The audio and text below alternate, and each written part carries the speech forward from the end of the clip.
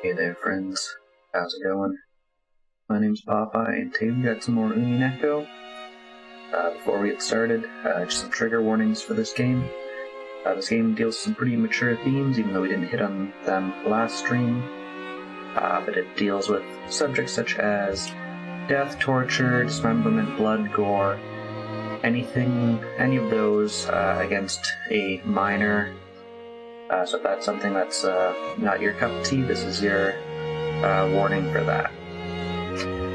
Hello, Samuses. He could be. Now that we've got the new mod installed, by new, I don't mean it just came out, I mean it's the one that I thought I was installing, but I was wrong.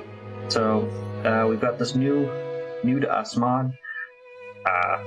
First thing you'll note is that the text is in an actual text box, not covering the whole screen. It's great. And we'll see in a sec, it's fully voice acted, which means I get to talk about touching breasts a whole lot less, which I think is a win for everyone. And it just looks so much better. And even if I go into like menus and stuff, the menus I think are nicer. Configuration I think is nicer. You can turn off the voice of like, you don't like this guy? He doesn't talk anymore. He's just muted now. So, that's pretty cool. And, yeah, when it had the opening song, when I had to, like, go through to get back to the save, it now has a translation. So that's cool as well. And what else? Yeah, that's just the chapter, or the text summary if you want to go back. And that, like, little character thing that they had before. You know, they, like, slide in, it's got some nice little animations. Why are they L and B? I don't know, I'm sure that there's a perfectly valid reason, maybe it doesn't translate well. And there's one, where else is it? Under tips. Yeah, so now there's these tips, so sometimes you might notice that, for example, Jessica, so there's this thing here about Jessica's speech. So if we go back and look at Jessica's character, Jessica. Dang, where is it? I know it's in here somewhere. Well, anyways, if you ever see text at the bottom that's like in green font, that means it's here and you can learn more about it. And usually it has to do with Japanese specific things. So, for example, why they were talking about how names were spelt and reading it. It's a whole thing here on that. Honorifics, Buddhist prayers, Torii gates, what the katatsu is, kind of any of these things are now here, which I think is much nicer than the previous mod. Yeah, actually, we can try what L and B are. So, text. Well, is it just like, well, let's try N. What is N? Oh, it's a color. So N appears to be red.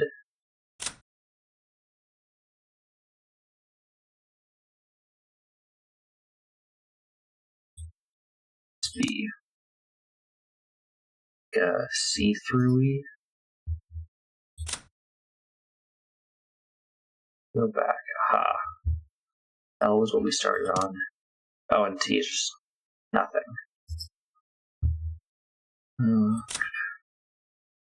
Nothing is kind of nice.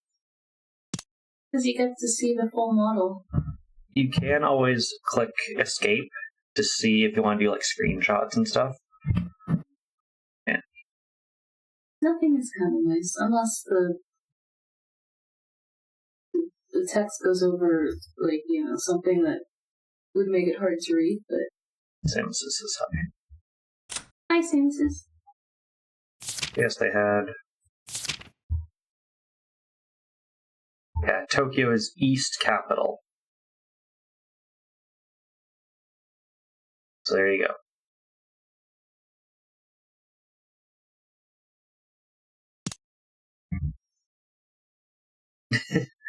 Yeah, it's the East Capital. Very important. All right. So like I said, this is fully voice acted. The only things that kind of aren't are these like descriptions of scenes as we enter, and I guess internal monologues, maybe? Question mark. We'll see when we get to those.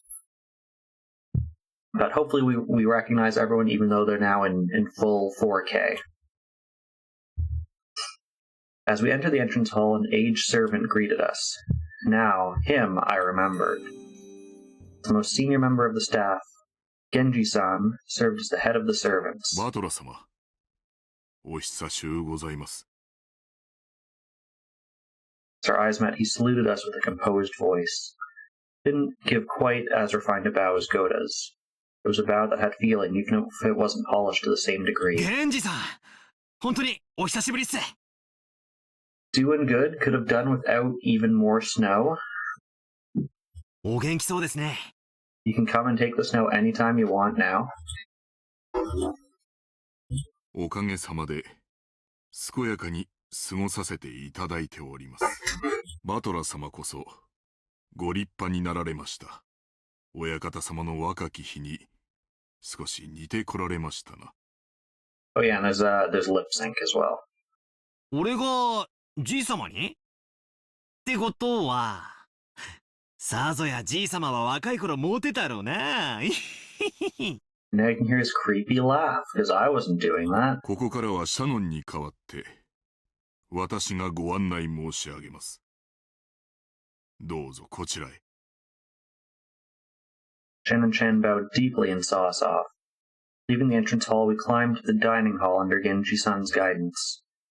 Genji-san, just like Kumasawa-san, stood in stark contrast to us young people who'd grown beyond recognition over the last 6 years. His figure was exactly the same as in my memories of 6 years ago. It seemed like time had stopped since we'd last met. Genji-san was a silent and diligent person. He was like grandfather's close aide or caregiver. In fact, you could even go as far as to say he was grandfather's right-hand man. Actually, it seemed that he was my grandfather's side more than my late grandmother was. It got up to 23 today. I think the warmest I saw for us today was 0. Because it has to not be too cold to snow.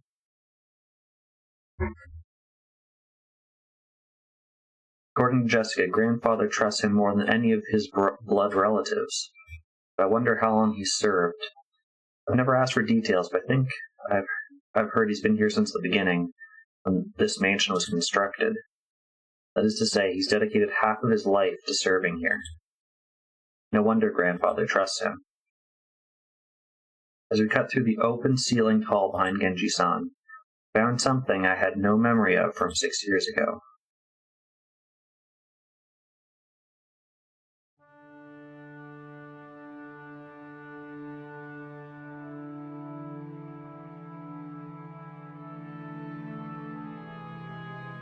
It was an awfully big portrait hung right in front of the stairs that rose to the second floor.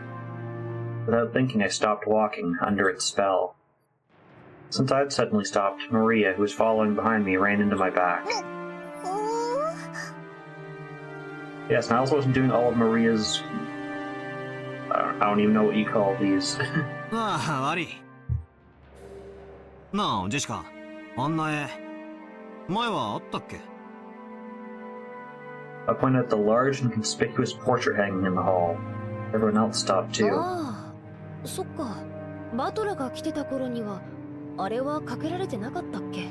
いつからだったかな。確か、僕の記憶が正しければ、一昨年あたりだったと思うよ。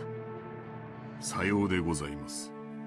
一昨年の4月に、親方様がかねてより画家に命じて描かせていたものを、あそこに展示なされたのでございます。In case people haven't noticed, this is their family crest, this like half bird with a wing.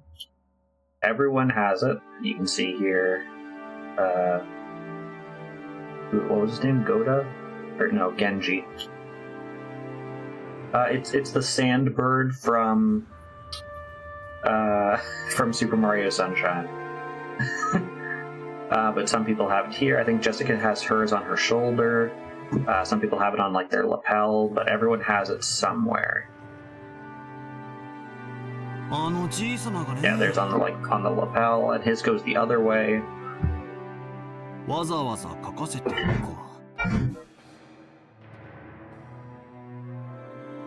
The portrait depicted a woman in an elegant dress who gave off a sense of refinement, who seemed to suit the Western style of this mansion. I couldn't have guessed her age, but the sharpness and obvious strength of will in her eyes gave me the impression of youth. It was a different feeling than the composed mood of middle-aged women that are often in famous pictures. If this woman had normal black hair, I might have thought it was a portrait of my long-deceased grandmother in her prime. However, the woman in the portrait had beautiful golden hair and didn't look Japanese at all.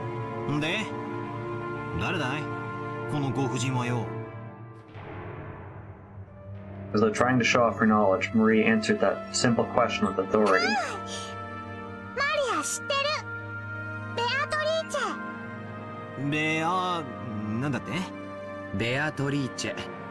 魔女だよ。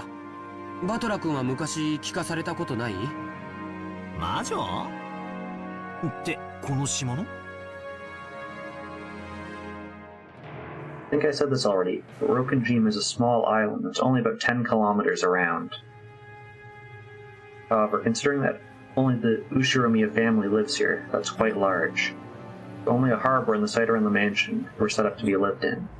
Beyond that, the island remained as untouched as it was when it was still uninhabited. To understand just how dangerous a vast and empty forest with no lamplight, phones, or people passing through it all actually is, you need to shift your urban assumptions a little.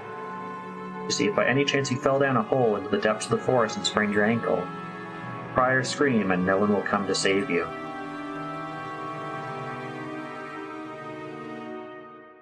How's X4 been? I know nothing about it. I assume you're still blocked in Archipelago.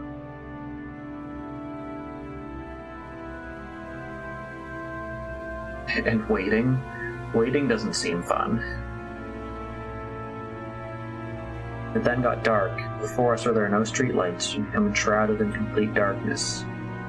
Also, since there obviously aren't any guideposts here, it's easy to get lost and lose your sense of direction in the dark forest. Nowadays, most people see a forest as a peaceful place, with people of bygone eras before the light of civilization drove out the night. Forests were like oceans on land, geographically separating one culture from another. Just as fishermen who go out into the ocean occasionally have to put their lives in danger despite their technical knowledge.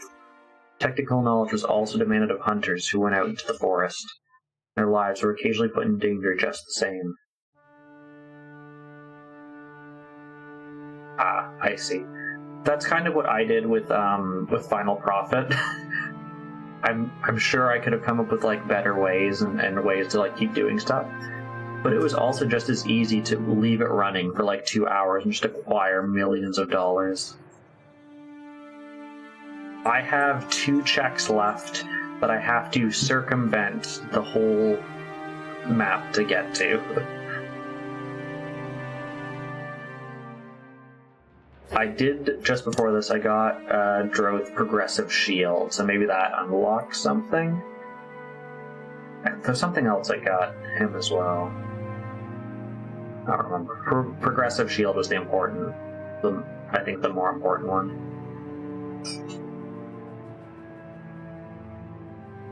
If a child were to go to play in that dangerous forest, something terrible might happen. Some parent must have had that thought. Maybe my grandmother, or possibly the man himself, my grandfather might have said it. Or maybe it was a story handed down on this island from long, long ago.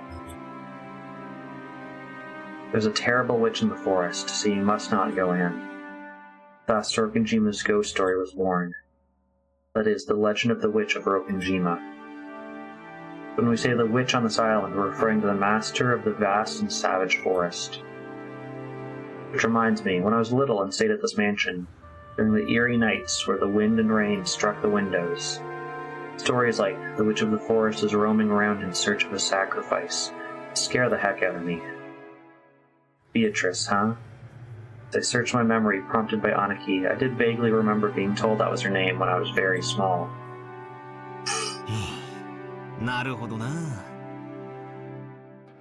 しかし、あの魔女伝説の魔女に With like the Pokemon ones, I've gone back and forth from like the start to the almost the end at least like 3 or 4 times already, because no one has given me the badge to fly yet, which would be very helpful.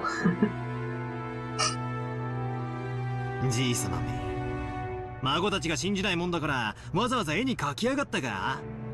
じいさまの妄想の中の魔女だよ。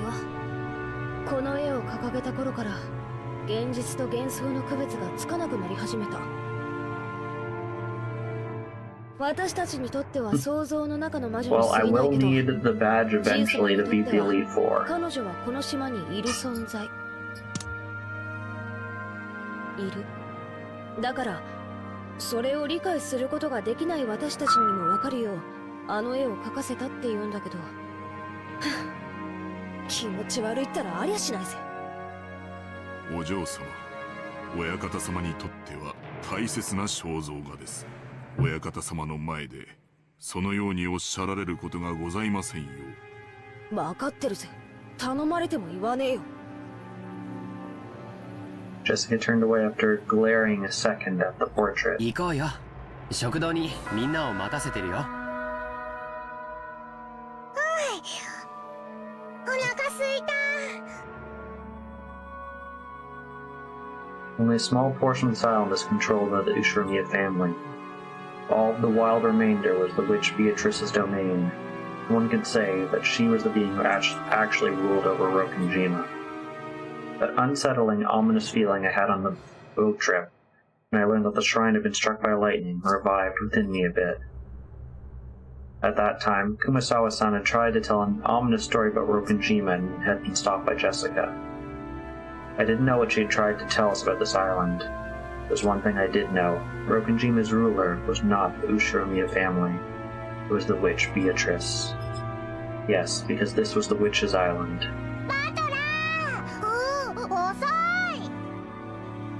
When I looked around, everyone was already heading towards the dining hall.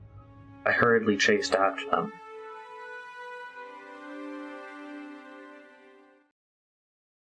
We walked up to the huge double doors that led to the dining hall. Genji-san お knocked. 子様方をお連れいたしました。失礼いたします。The door was open and we were invited inside.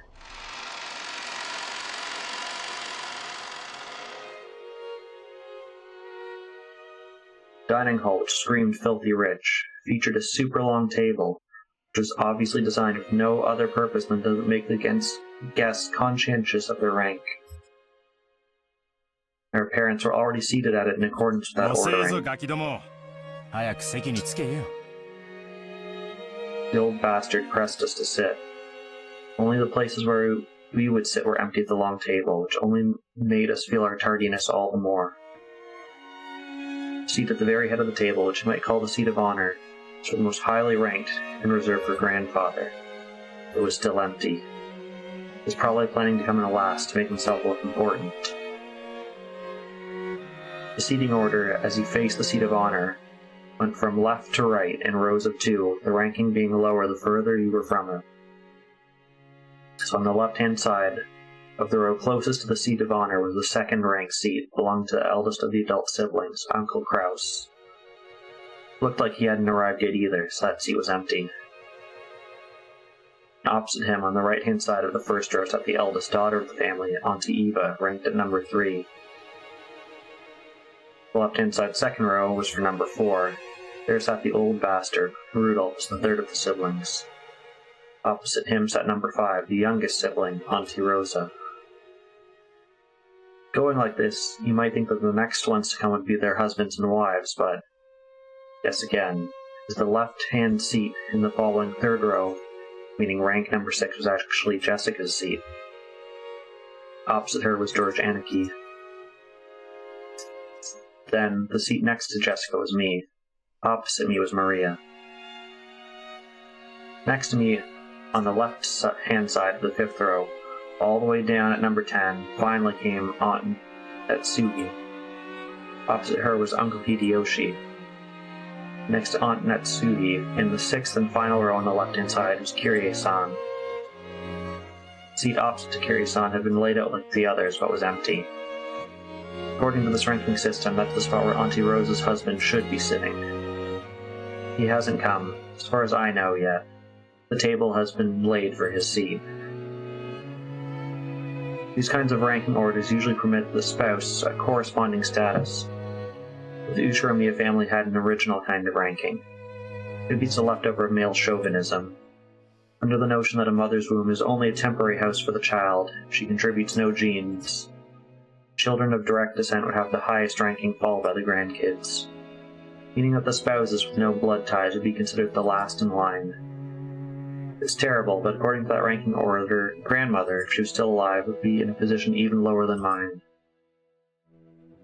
In youth, obey your father. After marriage, obey your husband. After aging, your children. The leftover of the times when they used to say, women, no home in the worlds. Long ago, when I was still incapable of figuring all this out, I thought it was so great that we'd all chat with the adult siblings sitting in their group, and us cousins in ours. However, now that I can re-examine the seating order after growing up a bit, it stirs up some very complicated feelings in me.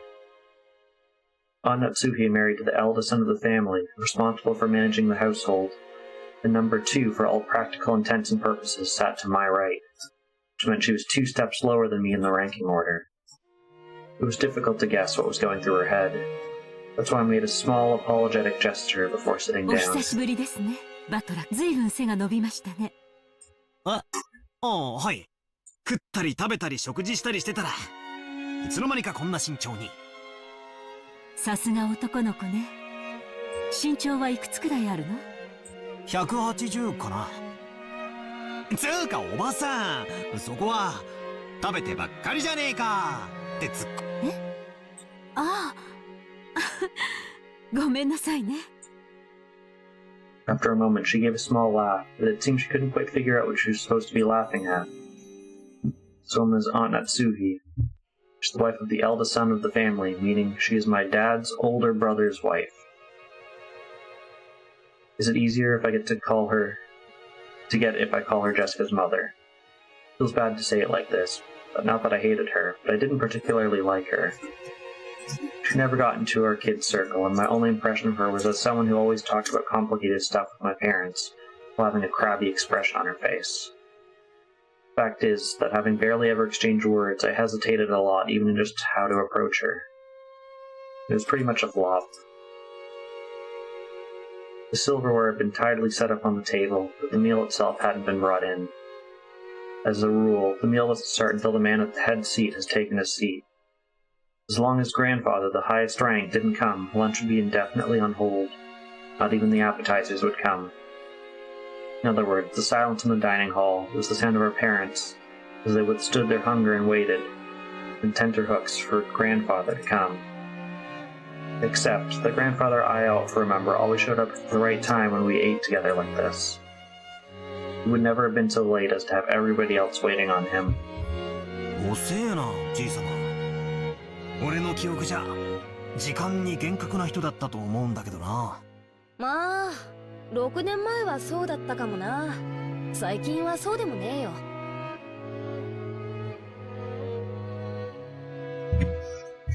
というか、もう自分の世界オンリーって感じで、会食にも顔を出さねえ。さすがに今日くらいは足並みを揃えてくれるって思ってたんだけどな。まあ、私は来ない方が気楽で嬉しいけどよ。ジェシカ。After being scolded by her mother, Jessica faced the other way, sticking her tongue out. No way around it. Nothing to do but wait for the host to arrive. When I glanced at the clock, I saw it was almost 20 minutes past 12.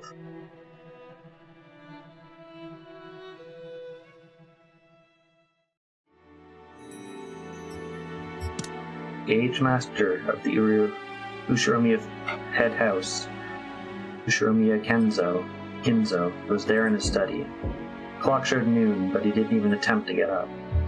With reading glasses on his face, he stacked up old-fashioned books with elaborately designed bindings, one on top of another beside him, immersing himself in their reading. It definitely didn't look like it was for his leisure. On the contrary, he exuded impatience, crisis, so every minute, every second were precious. The sealed room was dense with dancing dust particles, and the air stagnated with the smells, a mix of smells of various elixirs, each giving off its own suspicious stench. They were somehow sweet and heavy. For anyone with a good nose, the first thing they'd do after entering would be open a window and ventilate the room. The knocking against the door had been going on for a while. The voice calling father sometimes mingled with the knocks. As Kinzo heaved a deep sigh, he snapped shut the old book he had in his hands and slammed it on the table.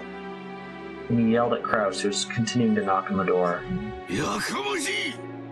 その音を止めぬか愚か者! 叩けば扉は開かれると誰が教えた? そのバカ者は貼り付けにしたぞ。お前もそうされたいのか? お父さん、年に一度の親族会議の日ではありませんか。皆下に集まっています。どうかおいでください。Kraus called out to his father through the door. Kinzo always shut himself in the study and hated letting even his family into the room. For that reason, Kraus had no choice but to call out thus from the corridor. 私にかがうでない。皆とは何か、私をここから引きずり出そうとする者どもなのか。ならば殺してしまい。バラバラにして薪にして魔女の炉にくべてしまい。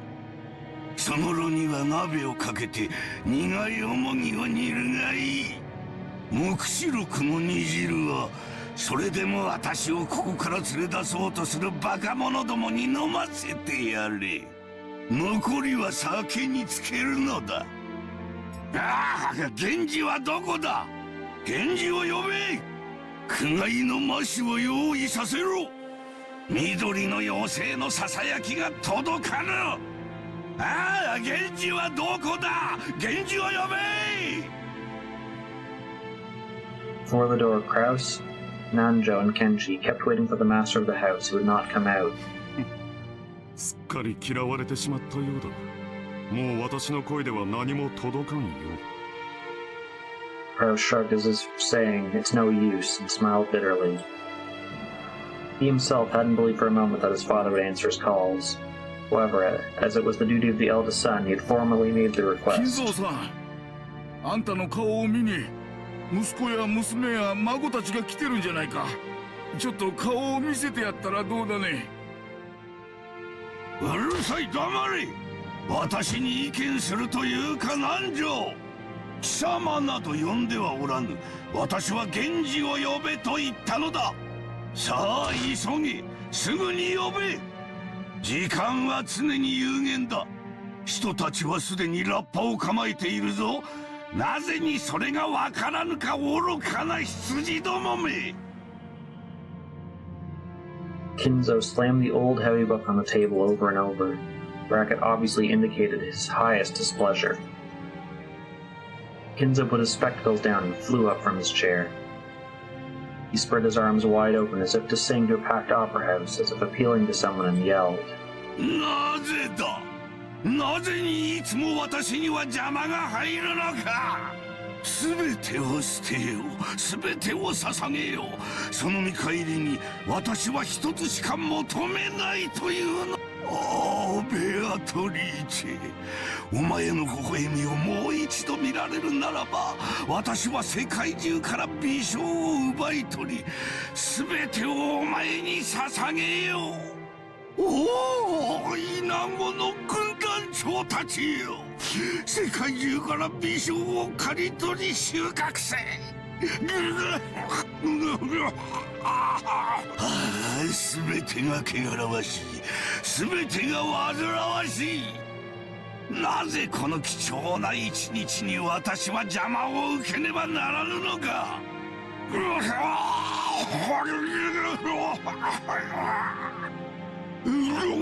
This coughing is so much better with voice acting. 源氏を呼べ。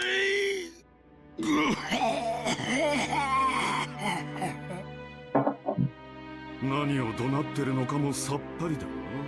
もう頭がどうにかなっているのだろう。クラウスさん、実のお父さんにそりゃあんまりじゃないかね。親父はすでに死んでいる。ここにいるのは親父だったものの幻さ。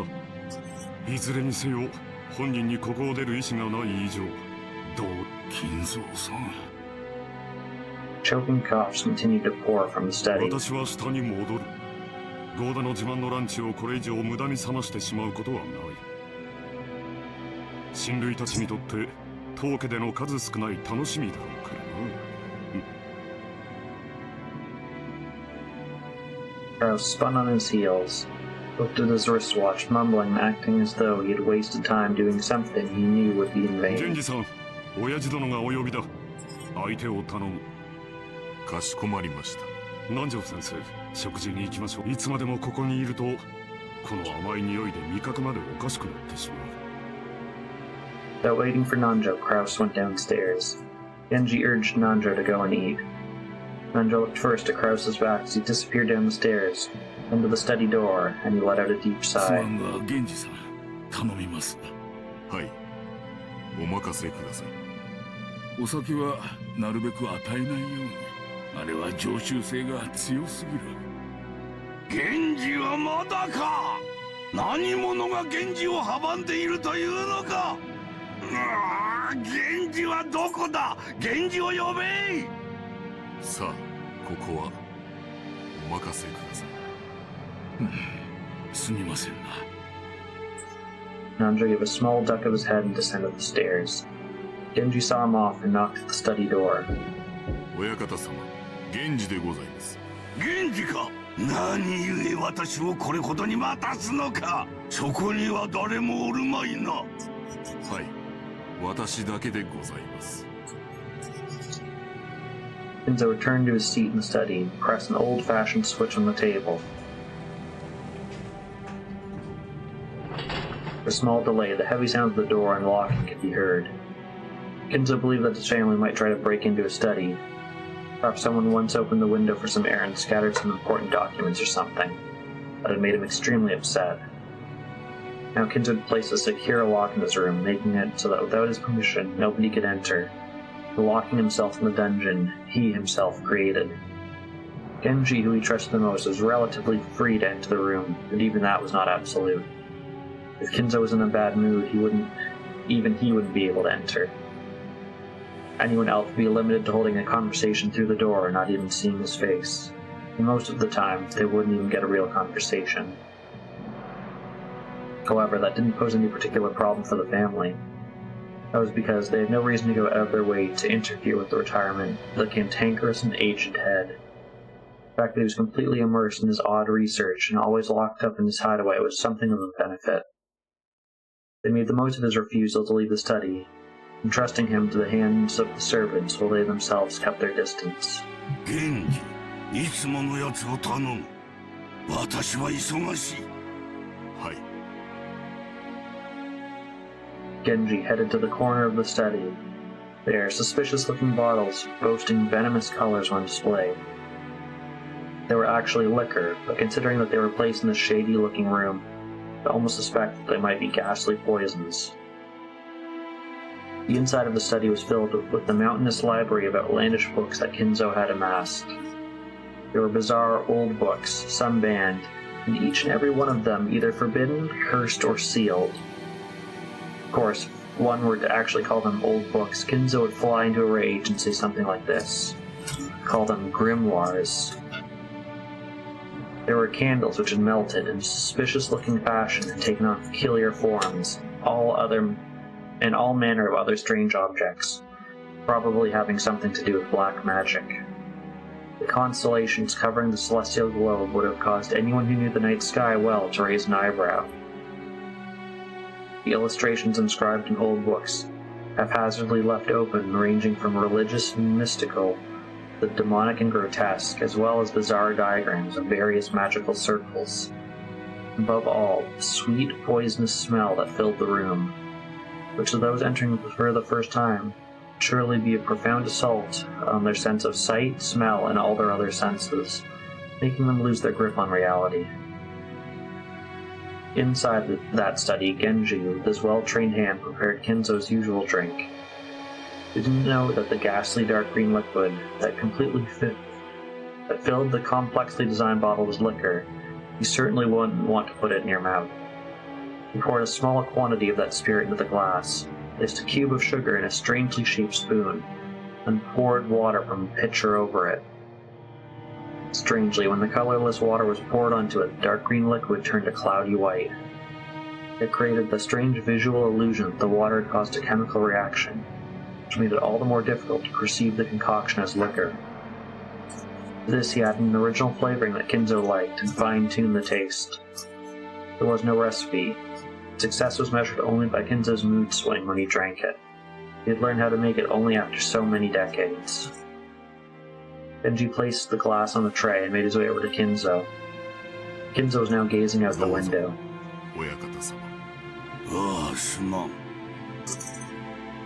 Kinzo had regained his composure, so much so that he was now unrecognizable as the man who had been shouting, screaming, and yelling just moments before. That man's back dwelt a dignity and intelligence that made plain simply how he tilted his glass and gazed down at the scenery beyond the window. Genji, in order to allow Kinzo to set down his glass any time, motionlessly waited behind it to his left as though he were a living sideboard.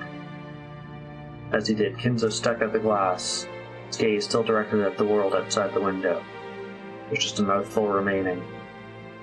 It was not a gesture intended to set upon the tray, as Genji expected, but was a motion to hand the glass over to Genji.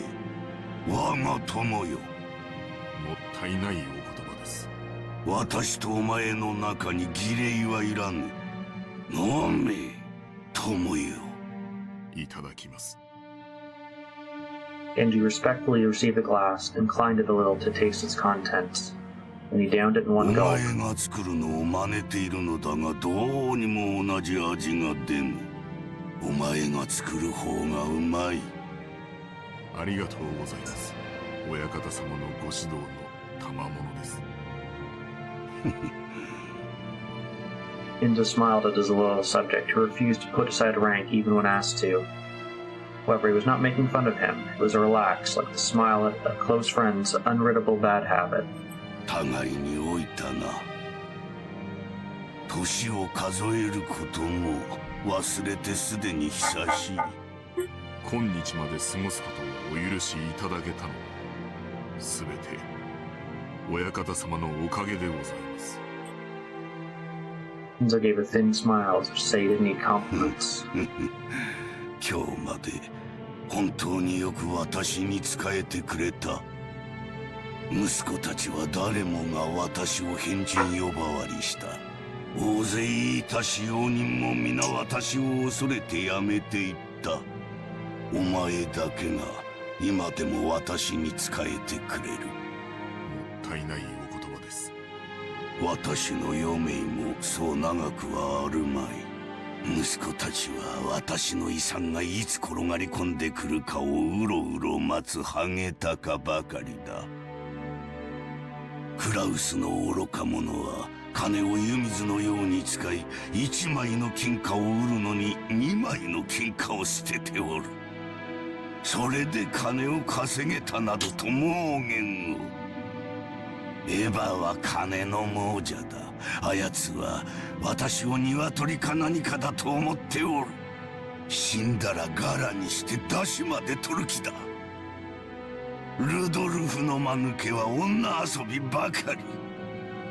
ローザはどこの馬の骨ともわからん男の赤ん坊など産みおって、ジェシカは無能で無学だ。ジョージには男としての器がない。バトラーは後ろ宮家の栄誉を自ら捨ておった愚か者だ。マリアなど見るのも汚らわしい。なぜだ、なぜに後ろ宮の血はこうも無能なのか。私の築き上げた栄光を受け継ぐにふさわしい者はおらんのか。ああ、分かっておるとも。これがベアトリーチェの呪いであることも分かっておる。黄金の魔女め、それが私への復讐のつもりか。憎みたくば憎むがよい。逃げたければ逃げるがよい。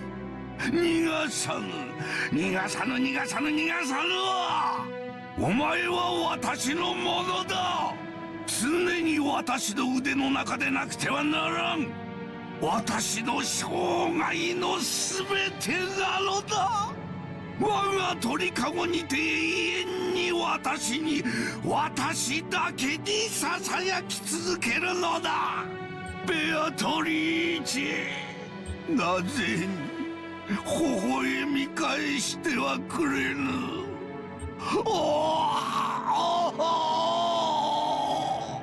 ベアトリーチェ。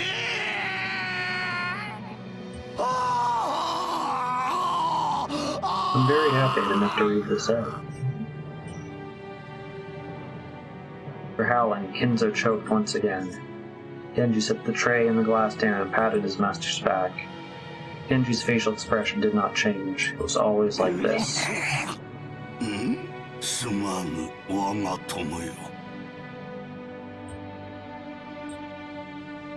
For his almost deranged outburst of the past few minutes settled down, Kinzo regained his composure once more.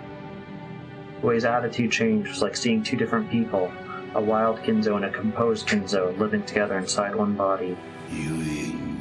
私は決心した。このままぼやききった余生を怠慢に過ごすことなどもはや耐えられはせん。この身に最後にとするコインがあるならば、それを悪魔たちのルーレットに託してみたい。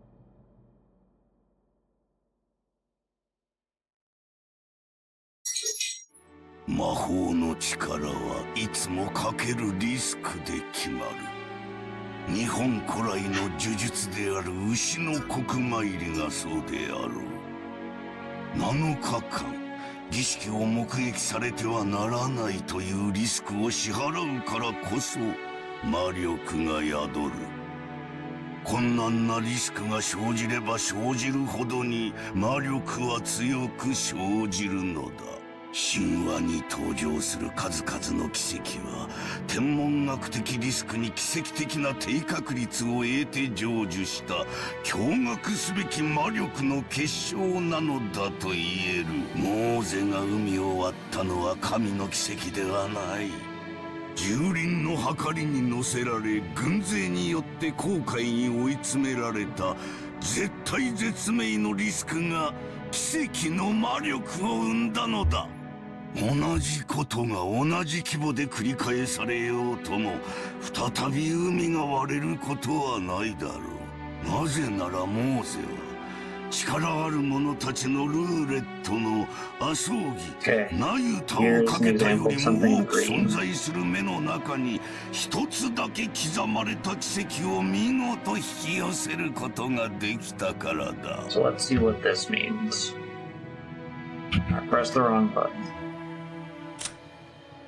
No, it's not under tips, it's under... Wait, it is under tips.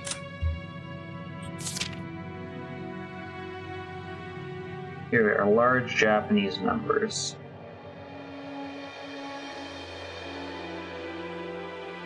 So the numbers he described, if multiplied together, are so large that it doesn't even have a name in Japanese.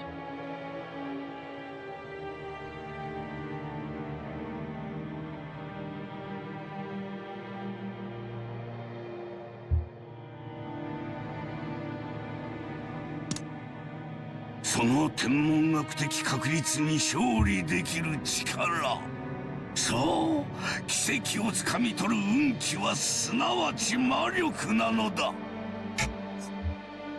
If this seems familiar to anyone, 強大な魔力を売るためには絶望的なリスクを背負わねばならぬ。魔力もたぬ者はそれを賭けでなく自暴自棄と呼ぼう。しかし真に魔力ある者はその奇跡をつかみ取り神秘を成就させるのだ。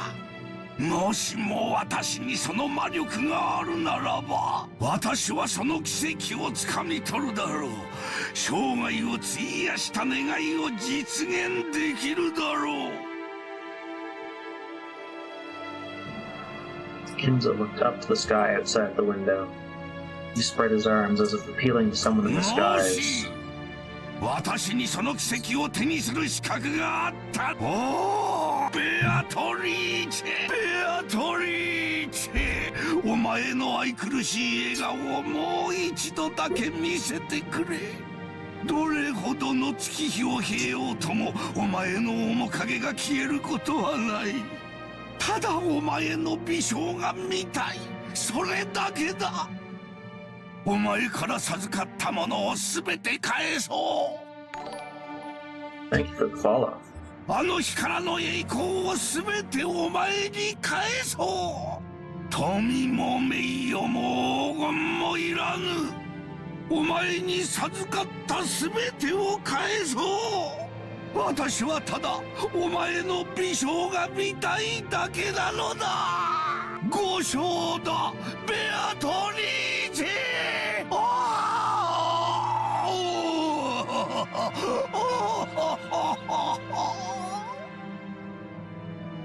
His nonsensical yells segued into a scream and then into a wail.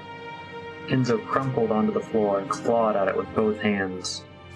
Genji had no choice but to wordlessly watch over his master's lament.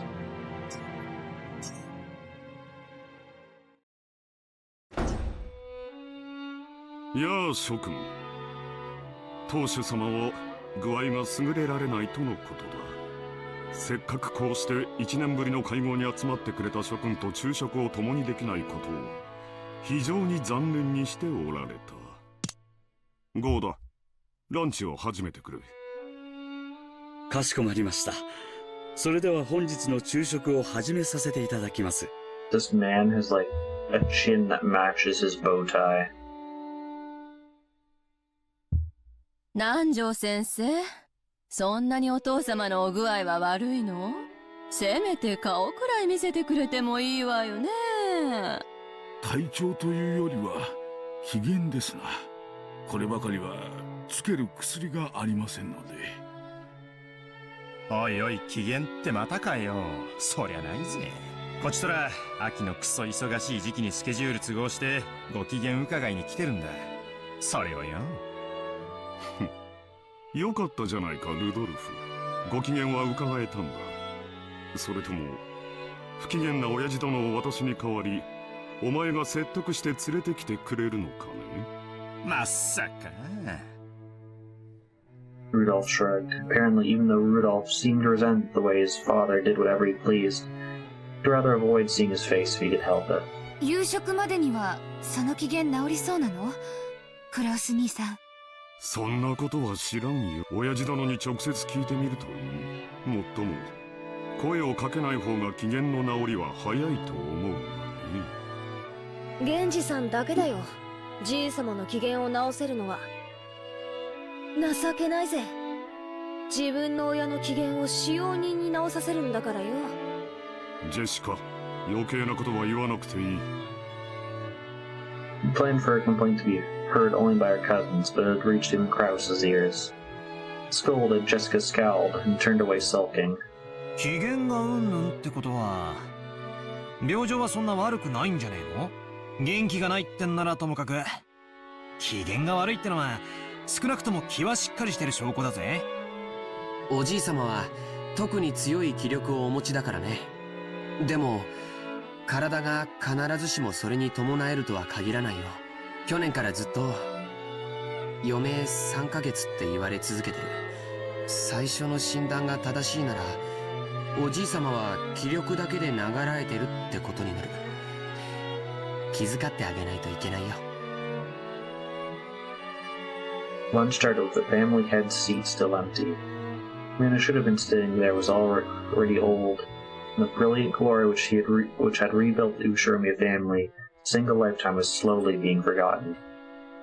Nobody seemed to feel uncomfortable when the meal began with that seat still empty.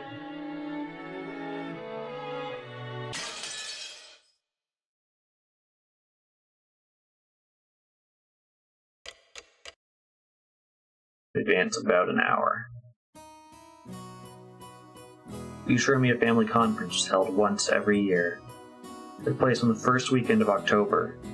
A normal family would use a pretentious name like Family Conference. They expected to be nothing more than a reunion of rarely seen relatives who greet each other surrounded by buckets of sushi. However, in the Ushiromiya family, where the sons and siblings are lent great fortunes, and only those who achieve success in business are considered adults, it was literally a conference. How much of the fortune was invested? What kind of business was conducted? How much was earned?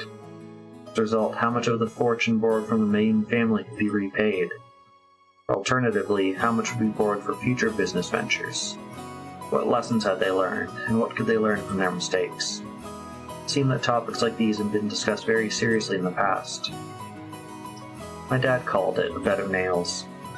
Apparently, it used to be a very serious family meeting, but one would commonly be showered with harsh and angry voices and even get slapped in the face despite being well past the age for it. However, that was all a thing of the past. By now, everyone had achieved success in their own independent business ventures. It was on the road to becoming a normal yearly get-together. Even so, being asked by grandfather about the current state of play was an extremely stress-inducing event. And to us grandchildren, it was nothing more than a simple meeting. To our parents, it was still a real stomachache. The absence of the man responsible for all this, whatever the reason behind it, would surely have made today's lunch even more delicious. The phrase, "when the cat is away, the mice will play," comes to mind. Well then, let me introduce Jessica's father, whose face I hadn't seen for 6 years. The man sitting to my dad's left is his older brother and father of Jessica, Uncle. His name sure is easy to read, Kraus. So many weird names it warps your sense of what's normal, and you start to think, hey, what's wrong with Kraus? Sounds pretty cool, actually. Just like with Aunt Natsuhi, I don't have many memories of speaking with Uncle Kraus. He'd never been one to talk to children, and I felt he was always talking with the adults, just like Aunt Natsuhi. From the way my dad talked about him, it seemed that he used to be a pretty spiteful and unreasonable person. What Dad said is true, he used to be very domineering as the oldest sibling, and hated by Auntie Eva, Auntie Rose, and the rest of the family. Odd considering they're all having fun chatting together. I guess even if their relationship was bad when they were children, sometimes people grow up and go their separate ways, their relationship changes. Probably what this is. After all, they all have children of about the same age. Since they share similar family environments, they probably all profit by exchanging opinions. Maybe because of that, the parent circle has been deep in conversation for a while now about the exams Jessica and I are going to be taking. Jessica, in order to escape the discussion of exams, the old bastard sitting on her left, was purposely facing to the right, firing off topic after topic so as not to give him an opening. Moving on, let's look at the end opposite from Uncle Kraus and the others. In the very last seat, an old gentleman with a sturdy physique sat facing Kirie-san. This was my first time meeting him. I had only just been introduced to him, but it seems that he's grandfather's personal doctor, a man called Nanjo. Apparently, he used to own a huge clinic on the nearby Nijima Island. He turned it over to his son and then began living a simple life of leisure in his old age. He's known grandfather since the very beginning when the mansion was first constructed on this island. They have a history going back several decades. I thought he might be grandfather's companion in his suspicious hobbies, but surprisingly it seems that he's grandfather's chess partner. I see that kind of hobby does seem very like our grandfather with his love of Western style. They probably also call him the only person able to enter Rokkenjima who's neither a family member nor a servant. From listening in on his conversation with the women folk seated near him, he gave the impression of a calm old gentleman. Considering he's managed to put up with our short-tempered grandfather for so long, I'm sure his big heart is nothing to laugh at. Still, even if he is his doctor, having someone from outside the Ushiromiya family attending the family conference is a little odd. From that fact, I imagine that grandfather's condition has grown much worse. It may even be one of the major topics of discussion at the family conference. George Aniku is just saying it too.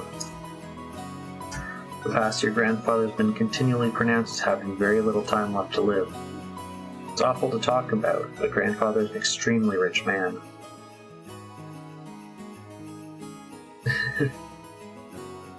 Hello, Aoden, how's it going?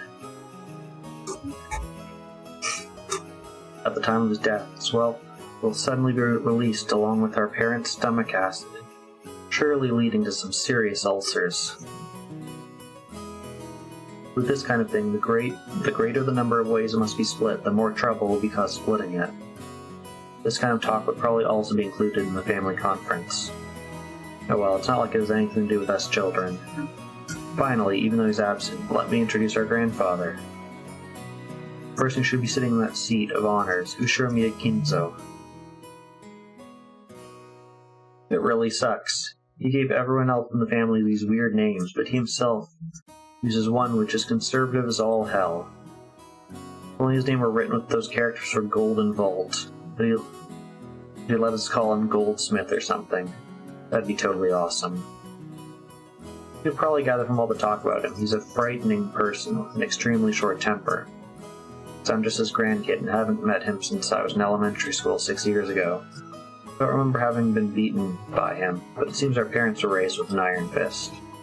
That earlier conversation between my dad and Uncle Kraus, but who should go try to convince grandfather to come out, seemed oddly funny if you take this into account.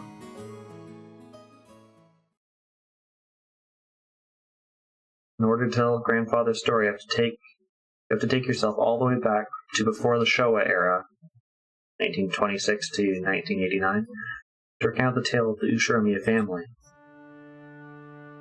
Until the Meiji, 1868 to 1912, and Taisho eras, 1912 to 1926, the Ushiromiya family was great and prosperous.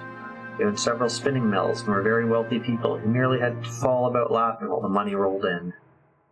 Incidentally, grandfather, as a member of a branch family, originally had nothing to do with the main family.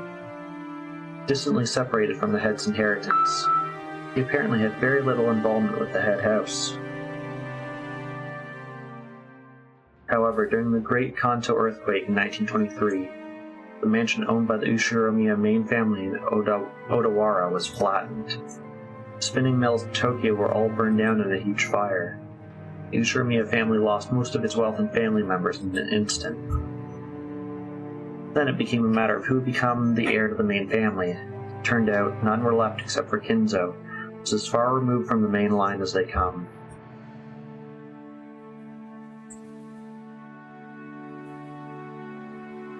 Kinzo himself later said that it was such good luck, as though fate itself had been turned upside down.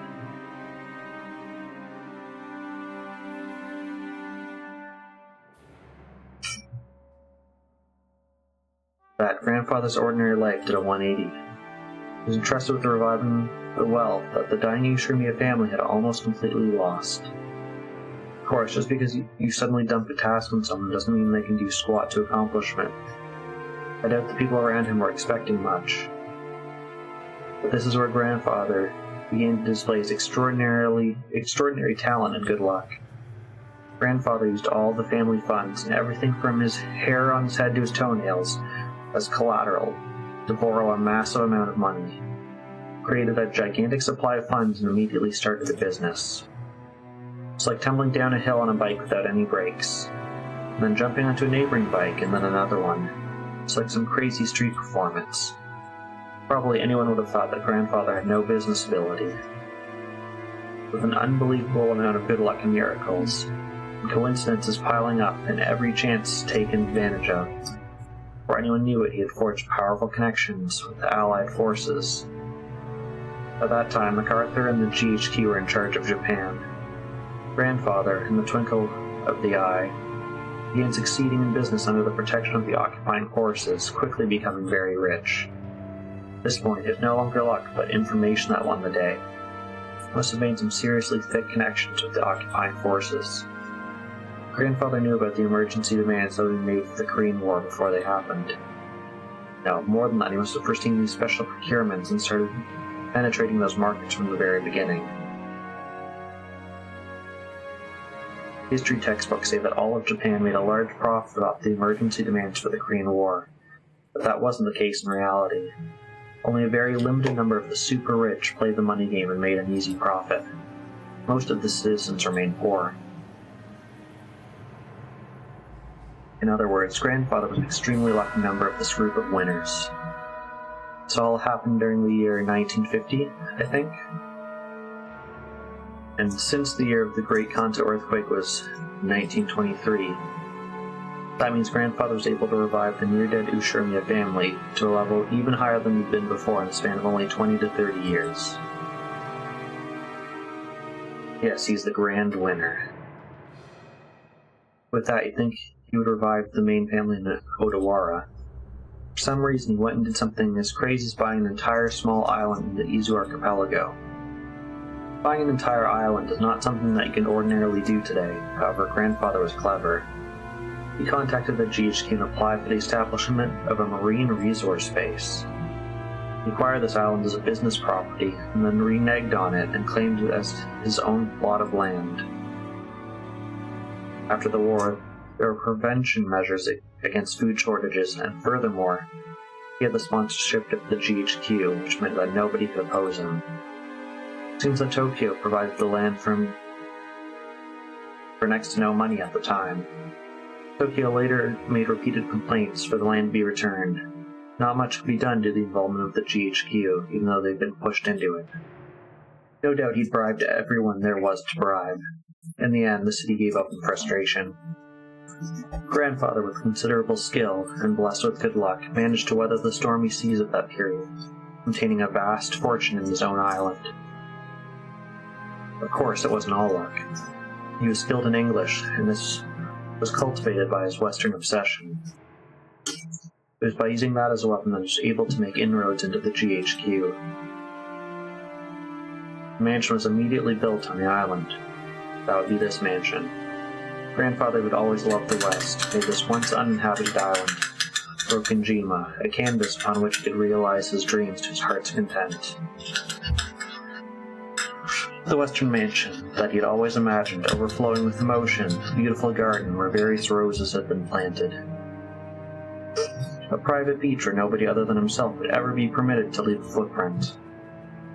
To have this would be every man's dream. After that, making good use of his huge fortune, he became a large stockholder in the extremely stable iron and steel industry, and was able to live an easy and comfortable life just by using the dividends. Well, he's just that incredible.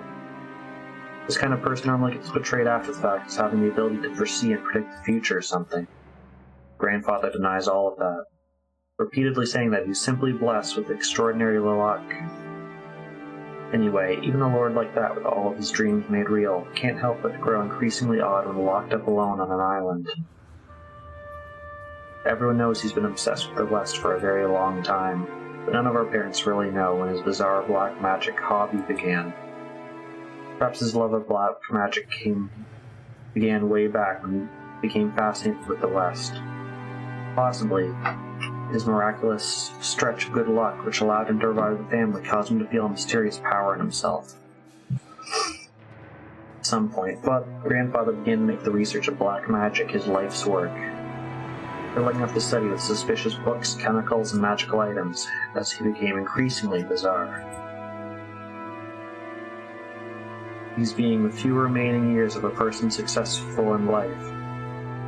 Those around him warmly watched over him, feeling the time was his to spend as he pleased, or so I hear, but yeah, the mysterious power of money. No way in hell that's true. They probably were just driven away, thinking, that's disturbing, I don't want to get involved. Well, that war-torn period was a big time. It was a time for big gambles, both opportunities and risks. I'd like to see Grandfather do so well if he'd been born in this time period. He would have had no opportunities and probably would have advanced like a chess piece, from mandatory education to college at a leisurely pace, never becoming more than the average company employee. If that had happened, he'd probably be sitting here with the rest of us, regaling us with tales of his shitty boss. No, not here in the dining hall of the mansion. We might have been around a table at some bar. If that were the case, I'm sure this would have been a more comfortable family conference. Alright, let's not talk about the old geezer who won't pop off. More importantly, let's talk about this incredible lunch. 前菜の刺身のサラダで俺はすでに確信してたね。幸田さんは大したシェフだぜ。しかも魚は近海で取れたやつだろ。スーパーの刺身とはわけが違ったぜ。おいおいよせよバトラー、育ちがバレちまうだろうが。 Everyone let out a big laugh. Damn it. You say that even though you love those cheap pubs. 僕も仕事の都合で珍しいところで食事をすることもあるけど、それらと比べてもこれはかなりのものだよ。 Exactly. Magic money can buy anything. ゴーダさんは多分その道じゃ少しは知られた人だったんじゃないかな。よくは知らねえんだけどよ。老舗ホテルでのれん分けだか派閥の分裂だかややこしいことがあってよ。そのトラブルで辞めざるを得なくなっちまったんだってさ。それでその時偶然おふくろが使用人の求人を出してたわけなんだよ。Skoda cleared away the empty plate to begin to recount his own eventful past, never 世 losing の a 中という smile. のは難しいものです。しかしそのおかげでこうして今日後ろ宮家で再び料理人として腕を振るう機会を賜ることができました。大勢の方の笑顔も嬉しいですが、お仕えすると決めた限られた方々にだけ喜んでいただくために繊細なお仕事ができるのもとても楽しいことでございます。これもすべて機会をくださった奥様のおかげです。 Skoda-san respectfully bowed his head towards Auntie Natsuhi. 応募のあった中でゴーダが一番腕が良かったからです。客観的判断に基づくもので市場はありませんので感謝。 Oh man, why does Natsuhi always have to speak so frankly? If only she spoke more gently, she might give off a different impression. Shannon-chan and Kumasawa-san entered from the hallway with a serving 失 cart. 礼いたします。それでは本日のデザートに移らせていただきます。 Skoda-san and the others laid out the beautifully assorted dessert. Guess it's true when they say you have another stomach for desserts. Without that being fed, all that delicious food had totally filled me up, but as soon as I laid eyes on the dessert, my stomach started yelling more. I don't know much about desserts, but this looked really good. The white pudding-like substance was garnished with 2 shades of red sauce. Elegant rose petals adorned the dish. When you dine on such magnificent food as this, first is distributed in front of everybody, and then the chef takes a moment to extol the virtues of his creation. Until he's finished, as a rule, you don't touch the food. However, Maria, who had no experience with these ceremonious rules, got excited by this beautiful and delicious-looking dessert, and jumped into the fray as soon as it was placed before her. Auntie Rosa scolded her, calling it bad manners, but George responded by saying, now, it's all right. こっちの酸っぱい。こっちの酸っぱい。バトラ、こっちのは外れ。Maria exclaimed as she sampled the 2 colored sauces. 当たりと外れがあるのかよ。 Apparently the 2 sauces, one was sweet and one sour. Despite it being bad manners, I also stuck my little finger in and licked it. But one of them was sour enough to make me pucker up. If it were yellow, I would have suspected a lemon, but I couldn't guess what kind of sourness would be red. I decided to ask Shannon, who's putting away the serving cart behind シャノン us. ちゃん、この酸っぱいのは何のソースだい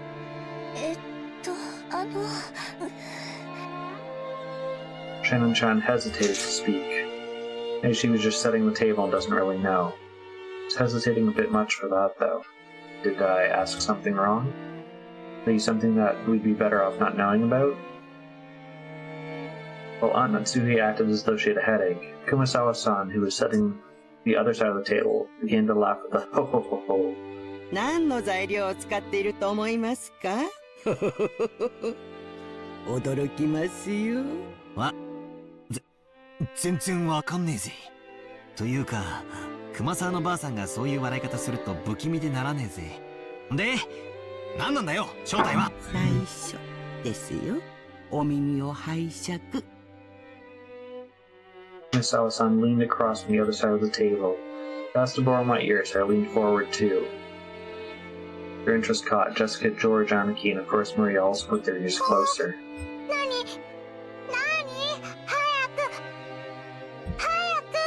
この酸っぱいのはですね、実はお魚のサバの絞り汁ですよ。サバ? Don't be ridiculous, we all thought horrified. Only Maria accepted it, nodding with a haha. サバは酸っぱいよ。絞ったらこうなる。Maria started clamoring that mackerel were sour. Adults were unable to contain their laughter. 酸っぱいのはしめ鯖でしょ。 Auntie Rosa said to Maria in a small voice while turning red. Ah, now I remembered it perfectly. Misawa-san was always this kind of character, wasn't she? I think I remembered her tricking me about all kinds of things when I was as young as well. Amongst all of them, the most painful must have been that one. That flimsy black stuff you get in Chinese food. Kikurage mushrooms. She told me it was penguin meat, and I went around school like a smartass telling everyone, didn't I? マサのばあちゃん、相変わらずだな。マリアが信じちゃうだろ？冗談ですよ。今からゴーダさんがソースの正体を教えてくれます。Goda-san looked a little put out from having his masterpiece laughed at in such a strange way. Clearing his throat once, he introduced the dessert to それで us. はデザートのご説明をさせていただきます。本日はご来賓の皆様が大層お気に入りでございましたバラの庭園にちなみまして、パンナコッタをローズガーデン風に仕上げてみました。散らしてございますバラの花びらは当家の庭園より先ほど採取してきたものでございます。ソースはストロベリーとローズヒップの2色の赤をご用意しました。ストロベリーの甘味とローズヒップの酸味を交互にお楽しみになってください。なお花びらは観賞用となっておりますので、避けてからお召し上がりくださいませ。それではどうぞ。Ah, man, I almost want to applaud before I've even eaten it. It's like when you take medicine, you know how it seems to work better when you've read the instructions? Skoda-san elaborating on the details of this dessert, I feel like he's knocked it up another notch. Seriously, should you just call him meticulous or just talented?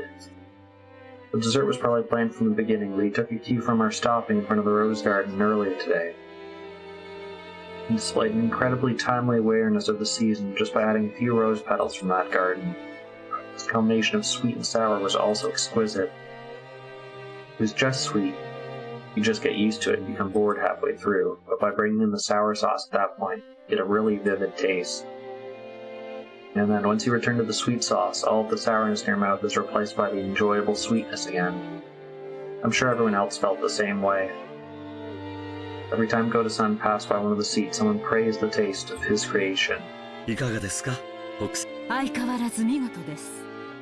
お客様をおもてなしするに値し。恐れ入ります。奥様、ご存知ですか？ローズヒップには頭痛に効く効果もあるそうですよ。奥様に特にお気に入りいただけるかと思い、特別にご用意させていただきました。そう、ありがとう。ほら言ったでしょ、夏日姉さん。ローズヒップは頭痛に効くって。みたいね。効くといいんだけど。はあ、ゴーダさん、あんたには惚れるで。なあ、後であんたの待遇を聞かせてや。無理ならあんたの欲しい年収指立ててくれるだけでもええんやで。あんたの腕がこの島だけで独占されとるのは人類の食文化に対する冒涜や。その腕わしの会社で振るってお客の皆さんを喜ばせてみる気はないかのう。秀吉さん、うちのゴーダを引き抜かれるのですか？これは困った。ゴーダの待遇をもっと良くしないと引き抜かれてしまいそうだ。そうした方がいいわね。じゃないと引き抜かれて3食が熊沢さんのサバ料理にされちゃうわよ。これは手厳しゅうございます。 I'm not sure if anyone's figured out her voice actress, yes, but she should be familiar to you. Watched Uncle Hunter. しまいまして。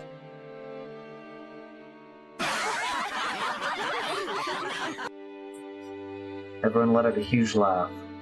According to Jessica, Kumasawa-san's mackerel jokes were a type of running gag, and her parents had long since gotten used to it. Kumasawa-san often claimed that mackerel contained precious nutrients that could do things such as prevent aging and make people smarter. It seemed that, while it couldn't stop the outward signs of aging, it helped prevent aging on the inside. Since she was still healthy enough to tell us these kinds of jokes at her age, that benefit must be the real thing. それでは失礼いたします。夕食にはふるってたくさんのサバ料理をお召し上がりいただきますので。期待してるよ。今晩はしめサバでキュッとしゃれ込みたいぜ。それは素敵ね。ついでに日本酒の美味しいのも出てこないかしら。ええ、ございますよ。六軒島名物のサバ焼酎なるものがございます。Kumasawa-san, together with Shannon-chan, bowed and pushed the servant cart away. Amusingly, Goda-san looked just as though his stock had been stolen from him and explained very seriously that tonight's dinner would actually be calf steak. 熊沢さん、さっきはありがとうございました。She pushed the servant cart. Shannon bowed her head very deeply. なんもお礼を言われることなんてありません。Take care, Aoda. I hope you find money magic. Kumasawa played dumb, but it was no accident that she had thrown Shannon a lifeline. Back when Battler had asked for the details of the dessert, Shannon had unfortunately hesitated. There had been several ways to dodge the question, but all of them should have been delivered deftly. Shannon, who hesitated when hard-pressed for a response, was always suffering because of this small weakness.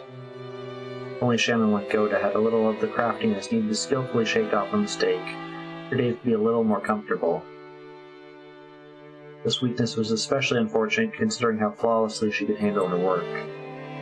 Of course, there were those who well understood Shannon's meek nature and her inability to remember to gloss over her mistakes. So Kumasawa came to her aid without さっ hesitation. き源氏さんが午後のシフトに変更があるとおっしゃってましたよ。確かシャノンさんは夕方までお休みがもらえたと思いました。羨ましい。すみません。シフト表を確認していませんでした。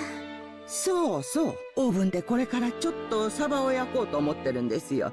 できたらお休みの前にちょっと手伝ってくれると嬉しいですね。はい、喜んでお手伝いさせていただきます。To Shannon, Kumasawa was like a mother among the servants.